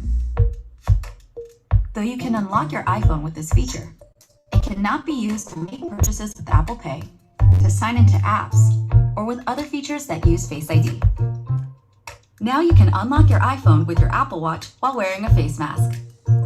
To learn more about your iPhone and Apple Watch, subscribe to the Apple Support YouTube channel or click another video to keep watching. So that's a great feature, and I'm glad they put it back into iOS 15. It was not initially. Now, you'll notice that your passcode, they show it there as 6 digits, and the default on your device is 6 digits. 6 digits is 10 times, if I'm guessing, safer than a 4-digit passcode. But if you ever want your passcode to only be 4 digits, you go into Settings and you go into Face or Touch ID and Passcode. And when you reset your passcode, it comes up and it has 6 dots. Well, what you do is underneath that, it says Password Options. And when you tap Password Options, you have the option of having a 4-digit passcode.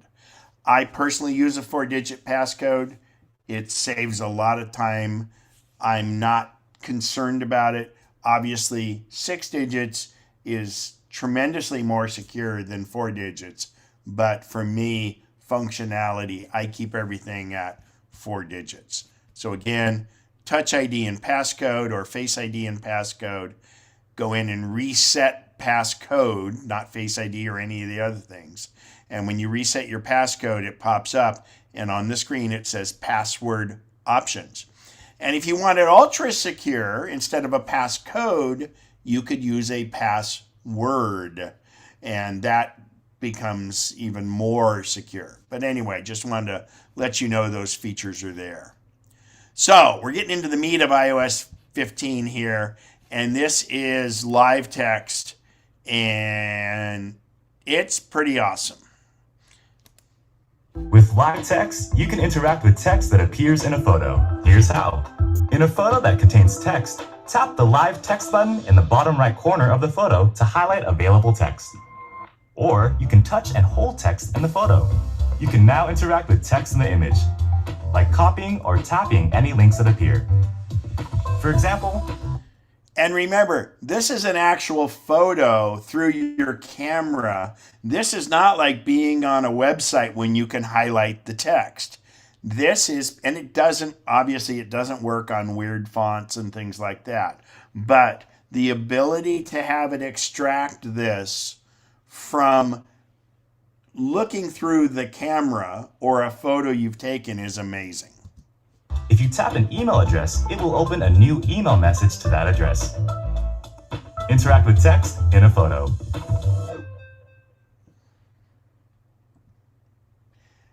And it can only be done because of the huge processing power that the chip has.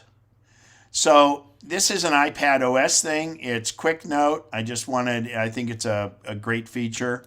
And it's in the new iPad OS. You can start a quick note in any app on your iPad and jot down an idea for later. Here's how. When you're ready to take a note, swipe up from the bottom right corner using your finger or Apple Pencil. You can type your note or add handwriting using Apple Pencil. You can also add links, tags, and even contacts to help capture all the important details. When you're finished, you can tap Done to close the quick note, or tap the Back to Notes button to open the Notes app. When you highlight text in Safari or add a link to a quick note, you'll see a thumbnail the next time you visit that site. If you need to reopen the quick note, just tap the thumbnail. Start a quick note anywhere.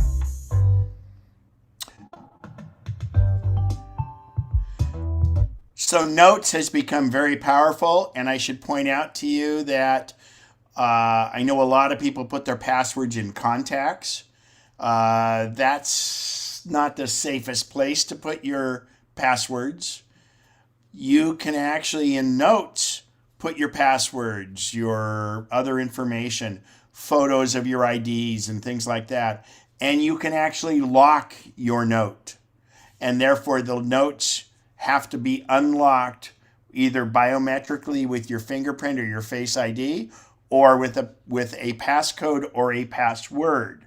Now my recommendation is, because if you're putting your passwords in a note and you're locking that note, don't make some extravagant password, because you're never going to get in and get all the rest of your passwords. And the password to your notes is inside your passwords. So what I recommend is, most of us remember the 4 or 6 digit passcode that our phone is, and I recommend using that same one to lock the note. And each particular note, the whole notes program is not locked. It's specific notes can be locked. And it's quite simple. There's a little padlock that shows up and you can do it.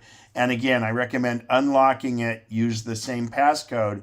But the beauty is you can say, also let me use either Touch ID or Face ID, and your own fingerprint or your own face will unlock the note. So a great place to store passwords and other important information. All right, there was some talk earlier about the new Safari. Oh, go ahead, Bev. What's the caution about putting passwords in contacts? Because if your computer's unlocked, someone can get in there and see your that in computer. If they were ever to get your Apple ID password, they could get into it on there. It's I know at one point I shared a contact with someone and the password was in notes and it went with it. So it's just not advisable because it's not locked. You know, if your computer is set to only lock itself after 1 hour, then you walked away and someone else got into your computer and went into your contacts and they could find it. So and it's easier and more manageable in notes than it is in contacts, and it propagates across all your devices. So you create a note on one device, it goes across to all your devices. And the fact that you can lock that note is just more recommended. Thank you. Yeah, good question, and it's all a choice, and I'm educating you to it. Yes, I still have quite a few of my, actually not passwords. I've never stored my passwords in I take that back. I've stored passwords in contacts that are not anything that could hurt me if someone got into them. But in fact, I will be doing it over into notes, but different things. But no, I won't. It was anything that was financially related, or if it's very secure, I've never put it in contacts. Well, and Ken, the other thing is I think a lot of people would look for the passwords in contacts. Well, that's They why you wouldn't name it think something of- different, like, doghouse repairs or something like that. So Yeah, but they still might look, but the notes thing oh just yeah, they would. makes Yeah, it, I mean, it makes it safer. And like one of the things that I need is to remember other people's social security numbers, so that notes is a good place and it isn't attached in my contacts to a person. So thanks very much for this hint, Nick. Ken, it's just great. And then locking notes is pretty obvious how to do it. Yeah. In fact, I'll pull it up here in a minute. And Melissa posted a good thing that was like for my dilemma. So like if you airdrop your contact to someone, it shows how to control how much. Oh no, she didn't post a link. There is an ability in there to control what goes out on airdrop and stuff. But Melissa, I think that the less you have in your own personal notes, the less that's an issue. Because usually if you're sharing, it's just the notes in contacts. I don't know that it does it before anymore or not. I'm sorry, when I say notes, in contacts, you always have that notes at the bottom, and this versus the notes program. So anyway, yeah, it's I think there's some settings, but I don't have the bandwidth right now to go into that. Good question, though. Take a look at how to navigate Safari in iOS 15. When you open Safari, the tab bar is at the bottom of your screen. It contains your address bar and other tools. You'll notice that the tab bar moves out of the way as you scroll through a website. To bring it back, just tap the bottom of your screen. To access other open tabs, you can swipe left or right on the tab bar. To change the location of the address bar from the bottom of your screen to the top, tap the reader button and tap Show Top Address Bar. To change it back, tap the reader button and tap Show Bottom Tab Bar. If you need to refresh a page, pull down from the top of the page or tap the refresh button. To view all of your open tabs, just tap the Tabs button in the bottom right corner of the screen. To close a tab, tap the X in the top right corner of the tab or swipe it to the left. You can jump to an open tab by tapping it. If you touch and hold the Bookmarks button in the toolbar, you'll see options to add a bookmark for all open tabs or just your current tab, or to add the page to your reading list. So reading list is very useful, and it's for those sites that if you don't want to permanently bookmark it, but you're in fact reading an article and you got through half of it and you want to go from your iPhone and pick it up on your iPad or your computer, you add it to the reading list. And reading list is more or less, think of it like a temporary bookmark place where what happens is as you add things to it, the most recent thing you add is at the top, so you can go back in and see it. Like when I'm planning a trip and I'm looking at different things, I'll put things in there, put them on reading list, and then I can go back, and if I want to permanently bookmark them, I will. We're going to see some other bookmark tools here in the next video, but reading list is really good for that, and I encourage you to use it. And the way to view reading list is on any of your devices. You basically click on the logo of the book and it opens up, and you'll have recents, like on the Mac, you'll have recents, you'll have reading list with the little Benjamin Franklin glasses, or maybe Steve Jobs type glasses, there we go. And then the other one will be your bookmarks, which will look like the book logo. When you touch and hold the Tabs button, you'll have several options to manage your tabs, from creating new ones to closing them, and more. By the way, a new private tab is sometimes referred to as incognito mode. So when you go to a private tab, what that is nothing. Safari does a great job of not letting websites track you and things like that. But a private tab is no tracking, nothing else. One example I would give of this, if you live in the house with someone else and their birthday is coming up and you're shopping for birthday gifts for them, and for some reason you guys share the same computer or whatever, that way when you pop up and do a private tab, you can close those and that history doesn't show up anywhere. So you can't see that you were shopping for a new vacuum cleaner for them for their birthday.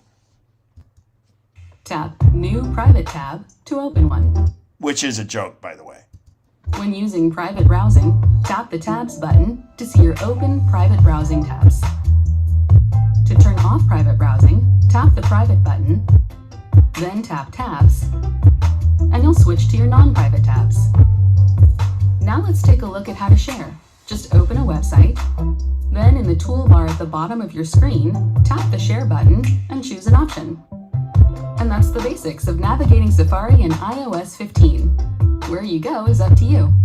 To learn more about how to use your iPhone, subscribe to the Apple support.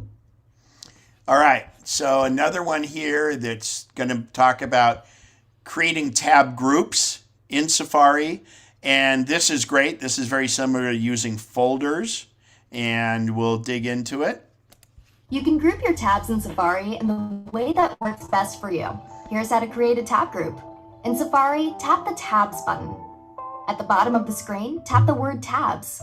Now you can choose New Empty Tab Group or New Tab Group from Tabs to create a group with all your open tabs. Enter a name for the tab group. and tap Save to save it.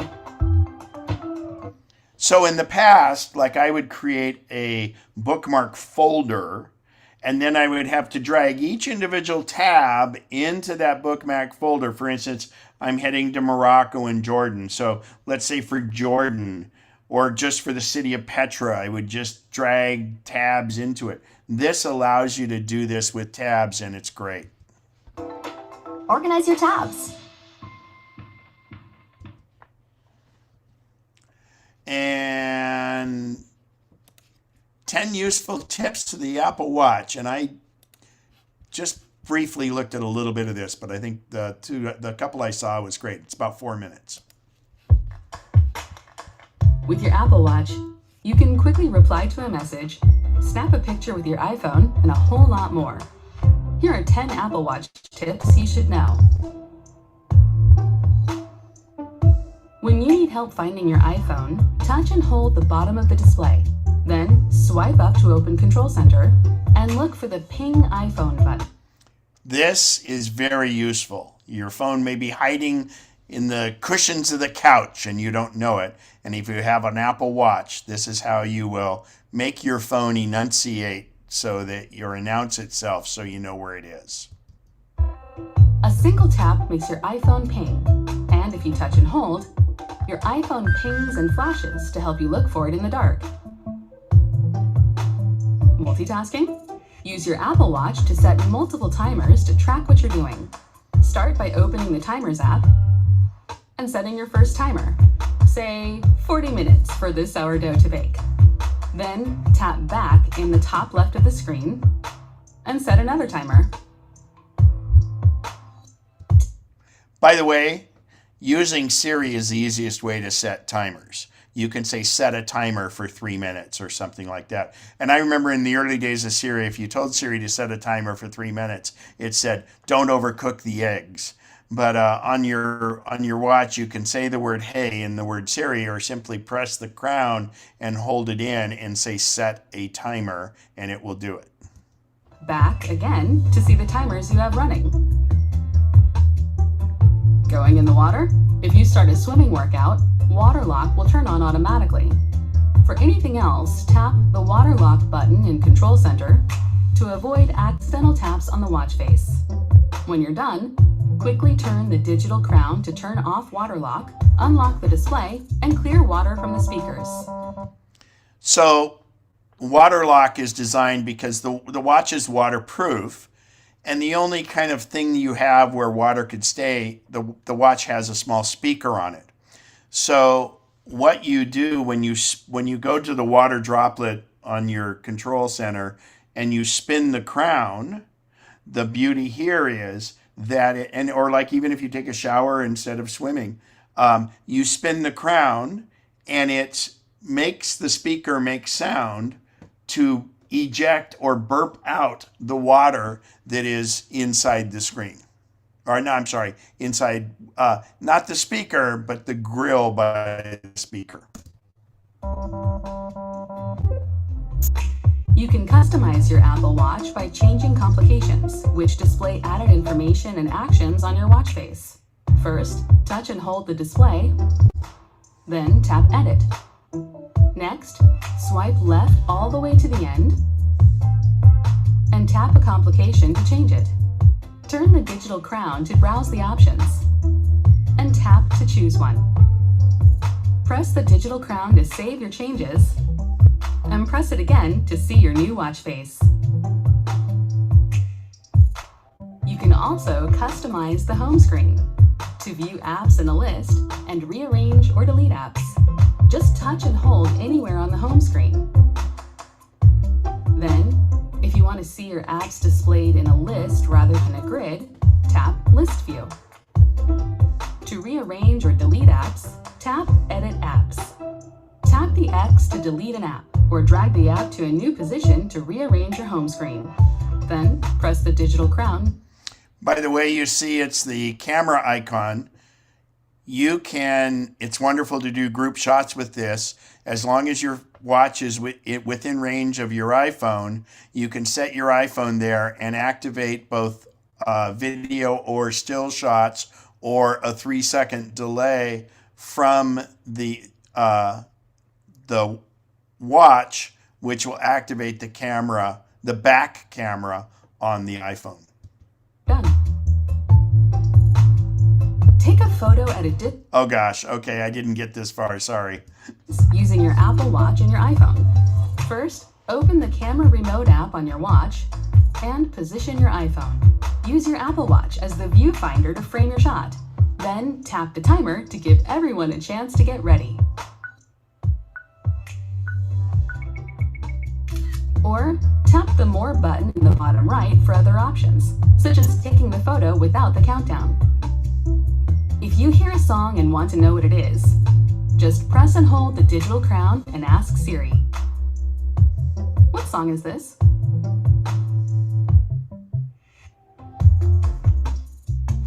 When you're listening to audio, you can switch from one paired Bluetooth device to another right on your watch.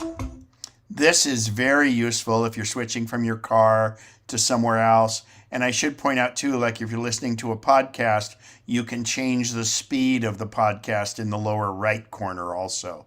This is very useful for whatever the audio output is from your phone, whether you're listening to music or whatever, you can pause, you can go back and change sources. In Now Playing, tap the AirPlay button and select a new device.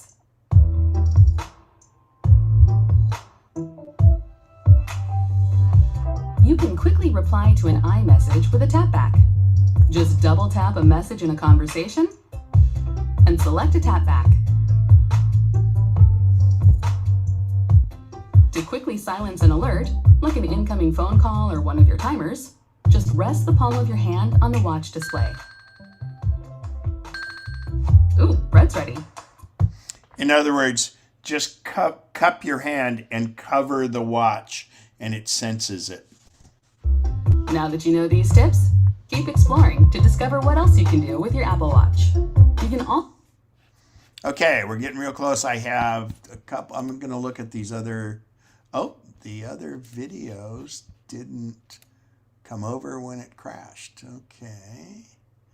Let's see if they're here.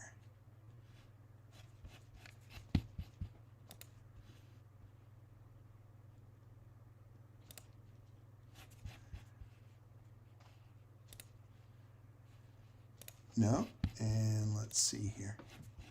They were just other things that weren't that big a deal. Those were the biggest ones, and we're up against the clock too, but I do have time for questions. So go ahead and ask away.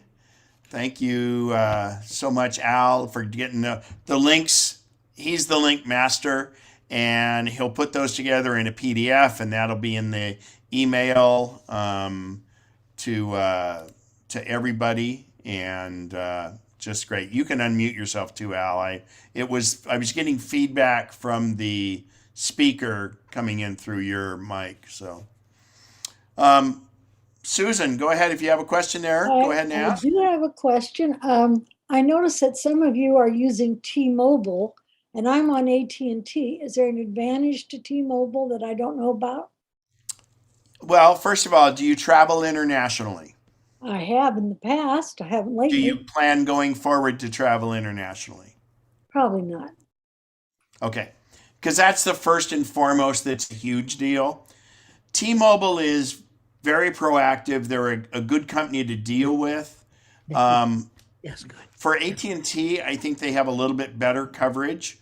For the time being, Verizon has slightly better rural coverage than T-Mobile or AT&T, but that will be going away in about a year because they have to stop all their CDMA. But what I would encourage you to do is go look at the plans, and don't forget to check current plans with AT&T, because cell phone plans have gotten less and less costly over time. So you may be on an old plan that they may have a better plan now. So check it out first. AT&T, I have to say, has done a really good job of trying to sweeten the deal to keep the customers than losing them. So there are some iPhone deals. But if you're thinking about a new phone, then that's the time to look at your carriers, because there's some real incentive for you to go to other carriers. And so just to put that in a nutshell, Sprint is now merged with T-Mobile and they're one carrier. Verizon is their own. And if you like Verizon, don't forget to look at a thing called Visible. Visible is Verizon's other carrier that they have, they don't advertise for, and it uses the exact same towers and everything else and the same lack of customer service, and they you're going to get it for less money. And then of course AT&T, and AT&T, I believe their other line is Cricket, if I'm not mistaken. Those are called MVNAs. Consumer Cellular is one to look at that's very nice. Consumer Cellular has some great plans, and you choose. They use two different carriers on there. If you're a Comcast customer or Xfinity customer, they have a really good cell phone plan, and it is using Verizon as the backbone, I believe.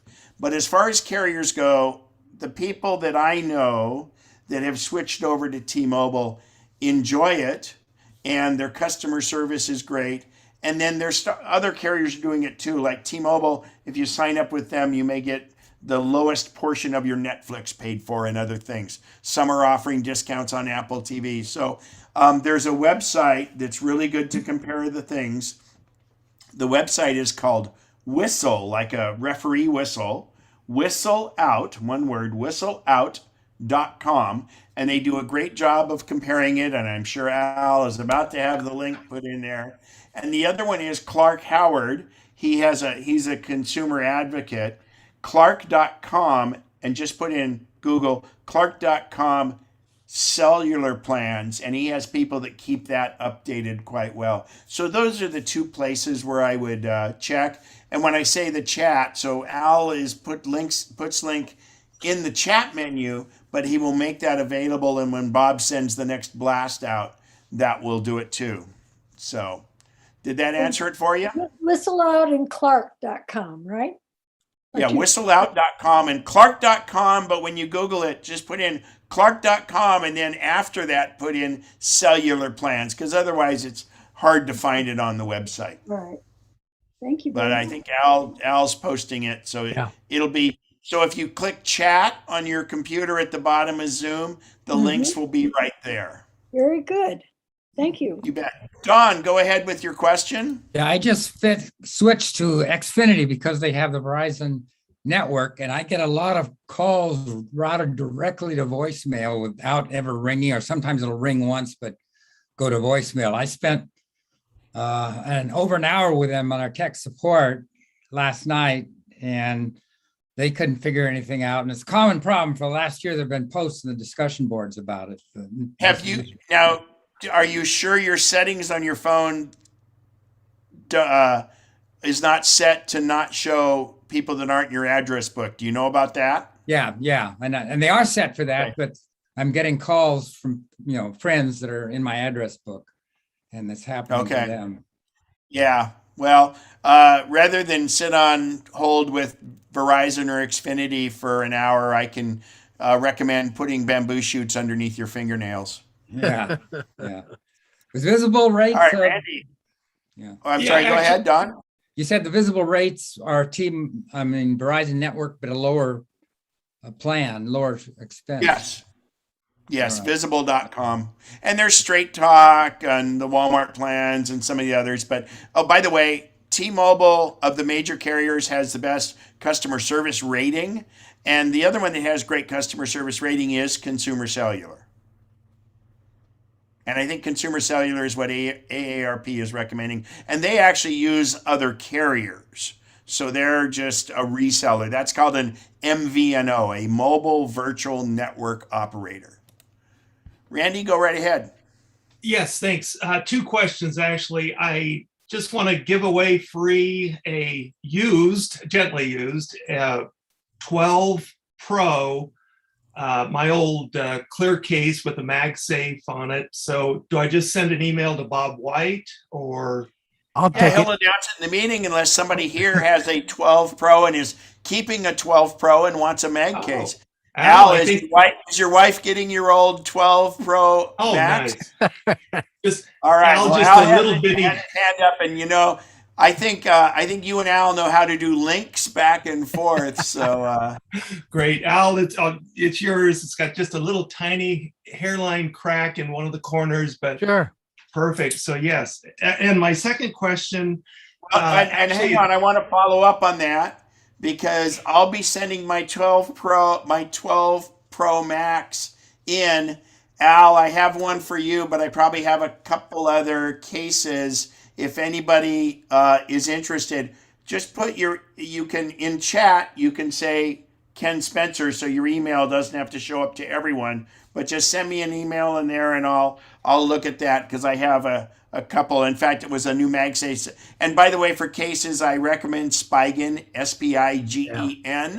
And then for screen protectors, Spigen the same. And I didn't mention it earlier, but when you put when you buy a screen protector from Amazon for like $8, get a 2-pack because what'll happen is if you only get one screen protector, you're going to put it on and it's going to mess up.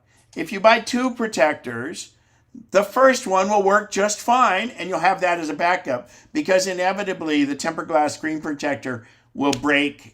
It can get cracked and things, and it's protecting your phone, but it's nice to have a 2-pack on that. And the incremental price is like $3 for a second one. So good. Randy, did you have something else on that? Yeah, can you take a Zoom related question? Sure. Okay. I have a friend who kind of Yeah, it's always a friend. No, it's not me. I actually did a test with him when he got back. He went out of town. And when he was out of town, he kind of co-hosts a real nice Zoom presentation every week, but the video dropped out. So when he came back from New York, I set up with him a Zoom test so that for this last Friday, when he was here local again, the phone wouldn't drop out or the video wouldn't drop out, but it dropped out. When you say drop out, lost completely or lost the video completely, audio only. He tried, a couple times. What device is he using? I'll check next time I see him. But computer or a mobile device? When he went to New York, he had to be using either a tab or an iPhone, tablet or an iPhone. So okay. He's never. Yeah, so first of all, if people are doing much Zoom, it's important to have an Ethernet connection. And because Wi-Fi has a tendency, data is transmitted in packets, and Wi-Fi will have audio dropouts, very much like the jittery things we were getting on when I was presenting the video.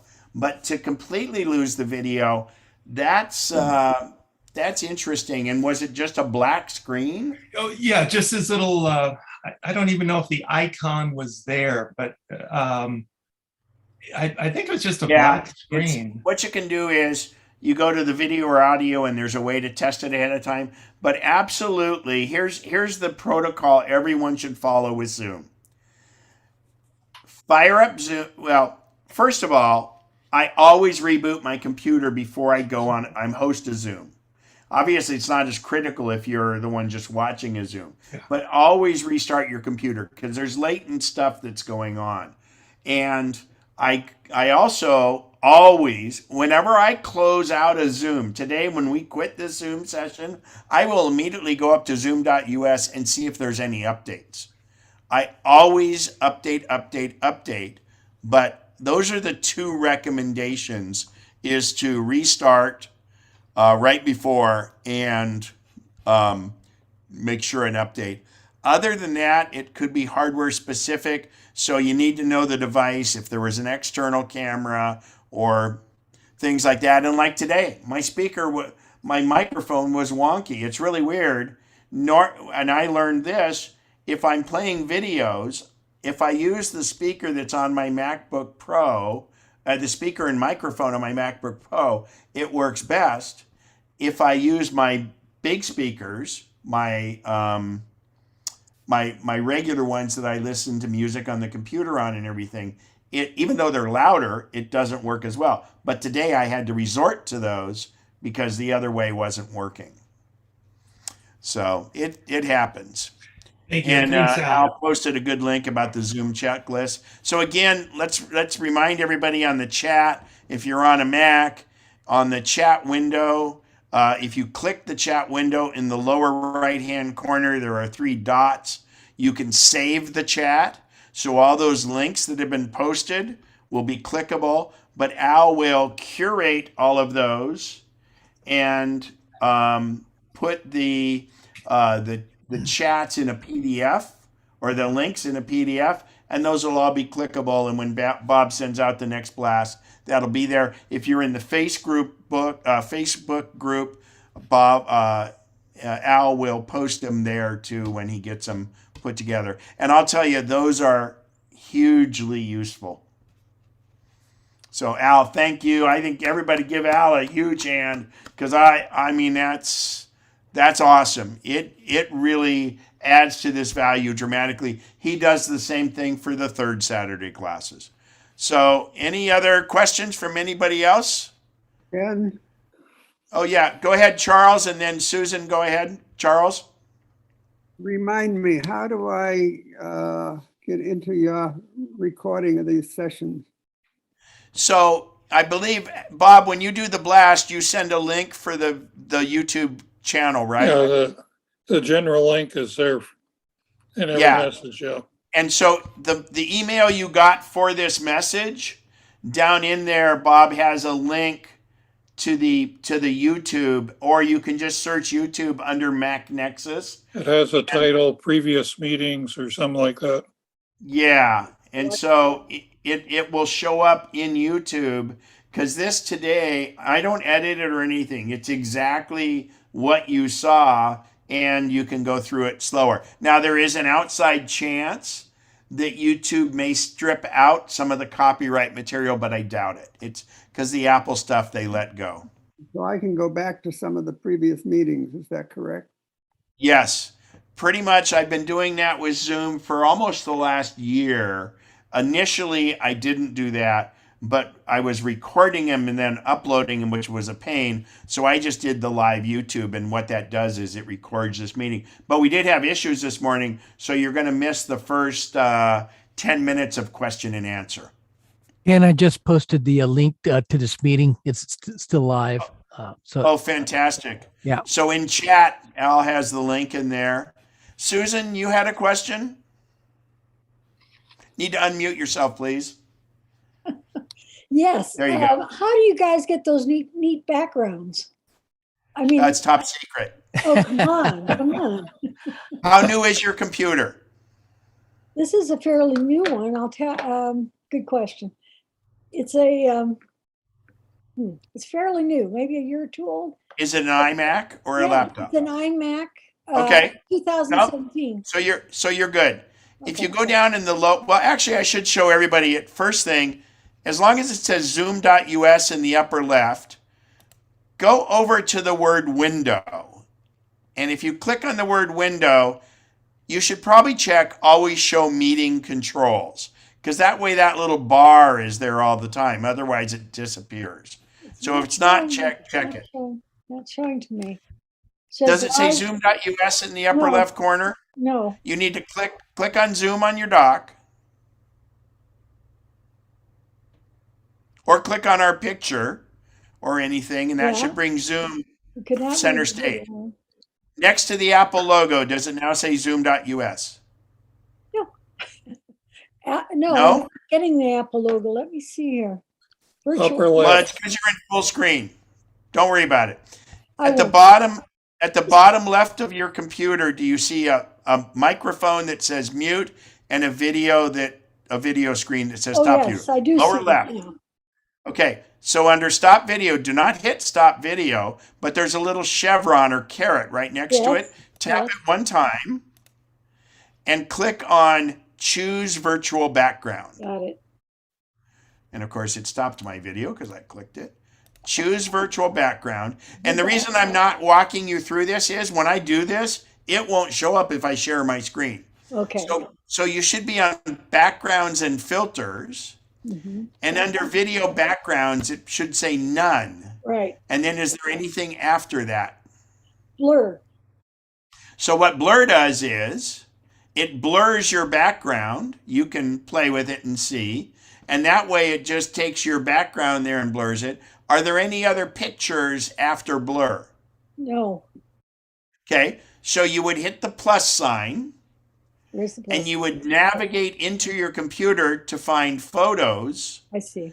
And what I do is I go to photos in the computer and I export the photos from photos and put them in my downloads folder. And then I go find them here. And that's why I can get these photos like I have here, like this, North Lake. I gotta get to my photos.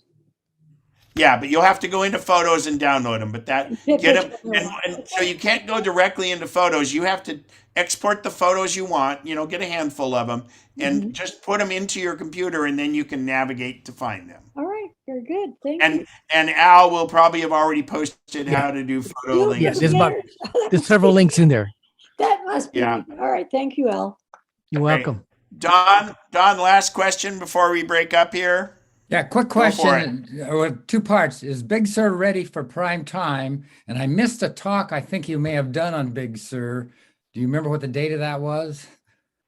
Well, no, but I may have labeled it, but I think it was 2 meetings ago Yeah. or two Saturdays ago or 2 months ago. So Big Sur is pretty much ready for prime time, and there's still issues with it. Like I had issues this morning with Safari crashing. But I would say that if you're on Mojave is very stable and it's very good. Big Sur could inflict some pain, but it probably won't, but it could. So unless there's a reason that you feel you should go to Big Sur, why would you inflict pain on yourself? Okay. Oh, All I right. got it. Thanks. Because Mojave is still it's still solid and very good, even though it's almost 3 years old now. But Big Sur has some features like accessibility and things like that. But I am still running into a lot of people having trouble on Big Sur. Now, obviously, they're only contacting me when they have trouble. So there's a lot of people that are doing fine with Big Sur. But me personally, I've had issues with Big Sur. And if I had the choice, I can't do it. On an M1 Mac, I have to be on Big Sur. I can't be on Mojave. So What I'll kind of leave issues that up can to you. What, Mary? What kind of issues do they have on Big Sur? It's all kinds, Mary, and it's no point. Why do it if you don't need to?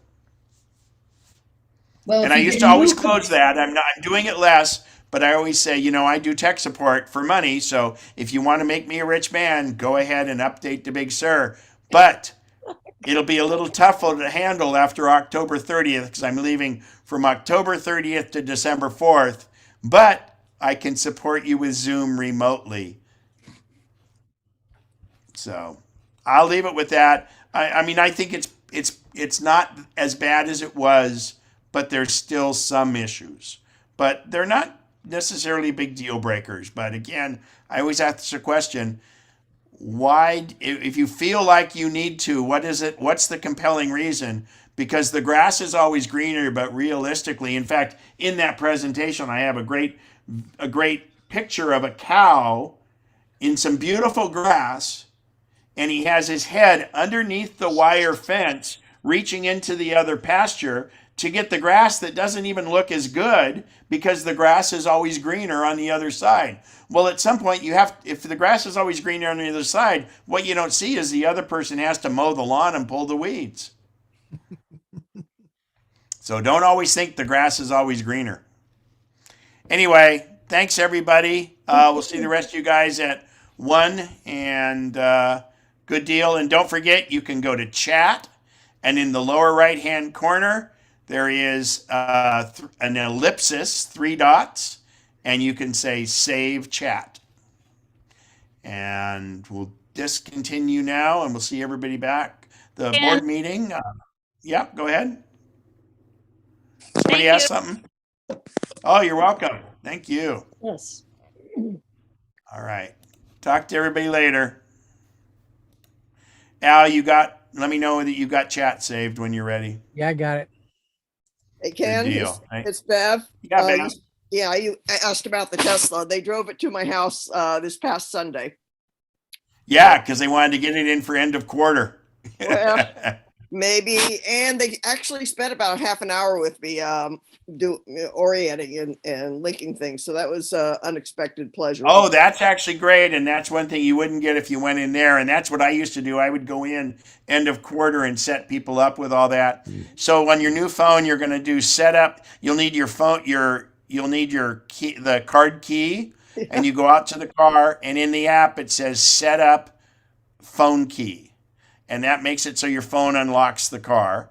Yeah, they did that for me like- and made sure I was connected in the garage. Yeah, and you have to do it with the new phone, though, is what I'm saying. Right. Yeah, I gotta, yeah. And then you got the Tesla links that I sent you, correct? Yes. Thank you very much. Yeah. Yep. So Just want to ask, tell me about the Tesla deal. I'm in the market for a car. do you do it through the Well, I got the Y, and I like it because it's higher. Also, the trunk goes up higher instead of having it with my back to go down low and reach in to utilize the space. But yeah, I'm liking it. Trying to learn 2 new things every day. Oh, well, that's one. So did you go through the? So Susan, I've had a Tesla for 6.5 years now, and I have over 170,000 miles. I've done 3 over 4,000 mile road trips. I'm a car guy. I come from Porsches and Saabs, and I absolutely love it. And the one thing that you gravitate to is the 4 Teslas are the 4 safest cars ever tested by the Insurance Institute. And that's Exactly what I need. But I have a Mercedes, and the shocks are so wonderful on my Mercedes. How does Tesla compare to that? My car is an old Mercedes, 2006. To be honest, when you say the shocks and the smooth ride, the Model Y is not a I wouldn't call it a comfortable ride. It's a firm ride. Because remember, they're a little heavier because of the battery. Oh. But, and there's other electric cars out there, but at this point, none of them can compare. But there's a couple questions. How many miles a year do you figure you drive? Ballpark. Well, I've done cross-country trips, and I'm thinking about doing another one. So, yeah, it could be up. Well, and are you in PG&E or SMUD for your electricity? I'm in a place that PG&E's. I think they paid the electricity where I'm at, so I don't know. Are you in a home or a I'm condo? in a senior home, which I'm moving out of, but yes, moved here from my Are you husband. okay? So when you're moving out of there, are you moving into a condo or what? Because charging will be an issue. I So saw some electric what kind of- charging over there. I think I saw electric charging where I'm thinking about going. Okay. So there's 2 types of charging, and you guys can. I mean, you guys can all leave, or if you want to hear this, I know I go on to Tesla a lot, but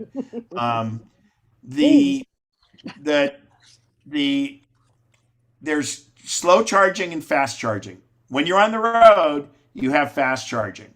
And I give an example that I did for a friend of mine who was kind of thinking 3 years back on this. He's a car guy. And I did a prospective trip that was 1,000 miles from Pinole down in the Bay Area to Palisade, Colorado. It's exactly 1,000 miles. And that's what I did on the map to try find something that was an exact 1,000 miles.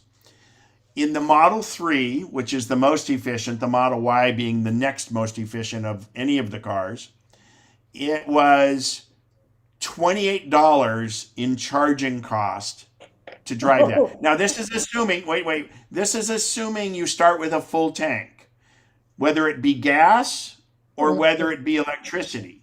Because with electricity, you charge it from your house, which is very inexpensive. But gas, I just wanted to make it even. So starting from there, that 1,000 miles was $28 in cost, and it took 59 minutes to charge. It was 4 charging spots.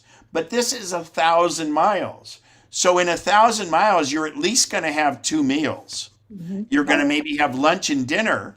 And Okay. at the charging spot, you would stop. And let's say for lunch, you stop for 20 minutes. And for dinner, you stop for 45. That's realistically your entire charging time for 1,000 miles. The rest of the time, when you drive around your neighborhood within 150 miles of your house, you're charging your car from your house. So therefore, you spend no time at a gas station because you've charged it from your house. So you're essentially time ahead of the game.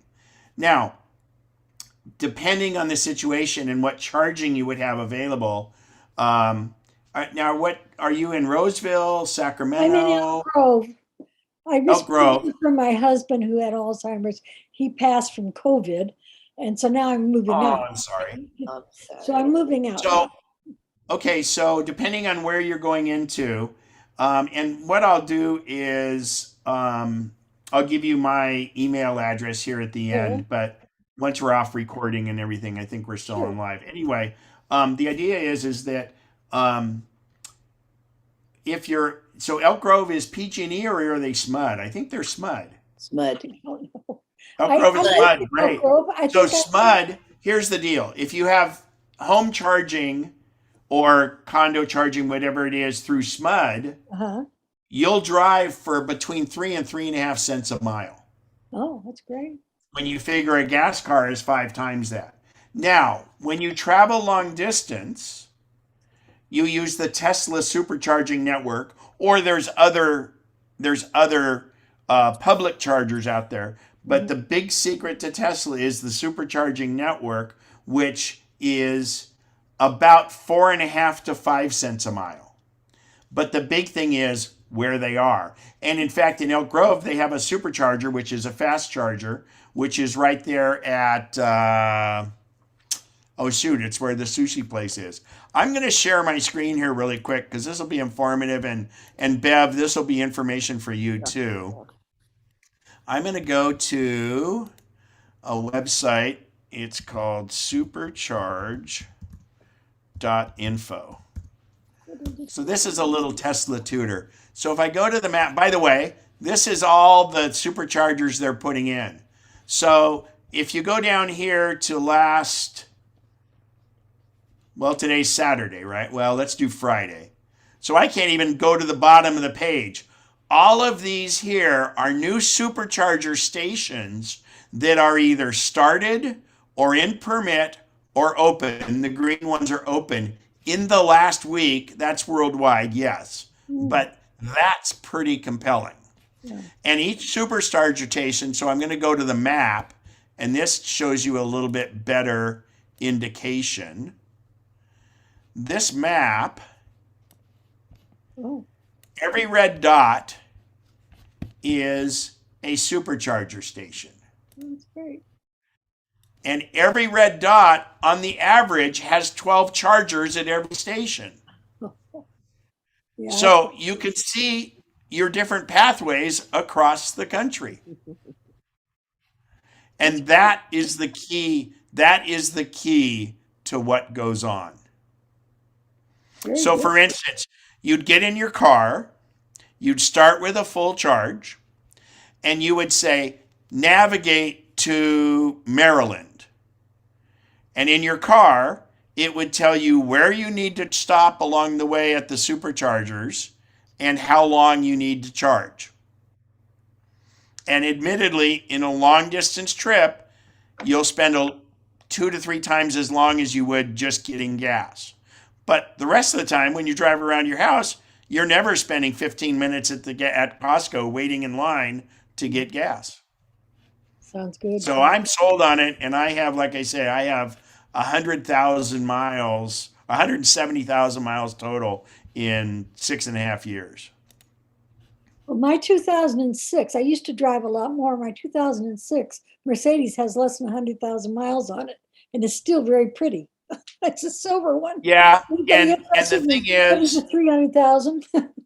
so safety's a big deal, and Mercedes has always been a safe car. That's what I'm 2008 was really the crossover when cars started getting safer and safer. Right. But there's there's the 5-star crash rating, which is out there, and many cars match that. So there's no one's better than the other. If they're 5-star, they're 5-star in 6 different categories or whatever. But the true test is both the US and the European Insurance Institute does tests, and what they look for is injuries to occupants. Mm. And injuries to occupants is the best way to think about it. The importance of it is because, first of all, that's us getting hurt. But secondly, that's the most expensive part of any car wreck. That's why the Insurance Institute is worried about that, because it's the driver and the passengers and the resultant medical charges or lawsuits that come from injury. And the 4 Teslas are leagues farther away from every other car. Wonderful. And it's because with the computer, they designed them from scratch. And any of the Teslas you get right now will be made down in Fremont, California. Do they do They're the most self-driving? American car you can get. Do they What? do self-driving? Self-driving, Ken? Yes, they do. But Not that it's I've and heard. it's the most advanced of all of them. All right. It won't do full self-driving yet. It is assisted driving. Sister driving. And I have over 100,000 miles of autopilot. I have used autopilot All the way across since, Nebraska. oh, that's the best place to use it, and it Yes. works flawlessly. All But right. you're still the driver. But What they are model? the closest company to be within, I'd say within 3 years. If you get old enough and you can't get a license anymore, your car will drive for you. There are people right now, and I may get it on October 8th. It may become available to me. The ability to, you keep an appointment in your calendar, you go out to your car, it opens your garage door for you, it pulls out, it navigates a parking lot and goes to your destination without you doing anything. Now you're still there and you have to be attentive because believe me, it is not perfect. If the car's driving and I'm not, I'm a little worried. So Well, what one do I you treat it recommend? like What- an assistant. In terms of comfort, what do you recommend? Which model? Cost is no option. So the Model S Yes. is the most comfortable drive, All right. and it starts at 79. And the other thing is, you don't get a lot of accessories. The car is the car. Basically, if you pay for full self-driving, it's 10 grand extra. Other than that, it's wheels and things like that. That's about it.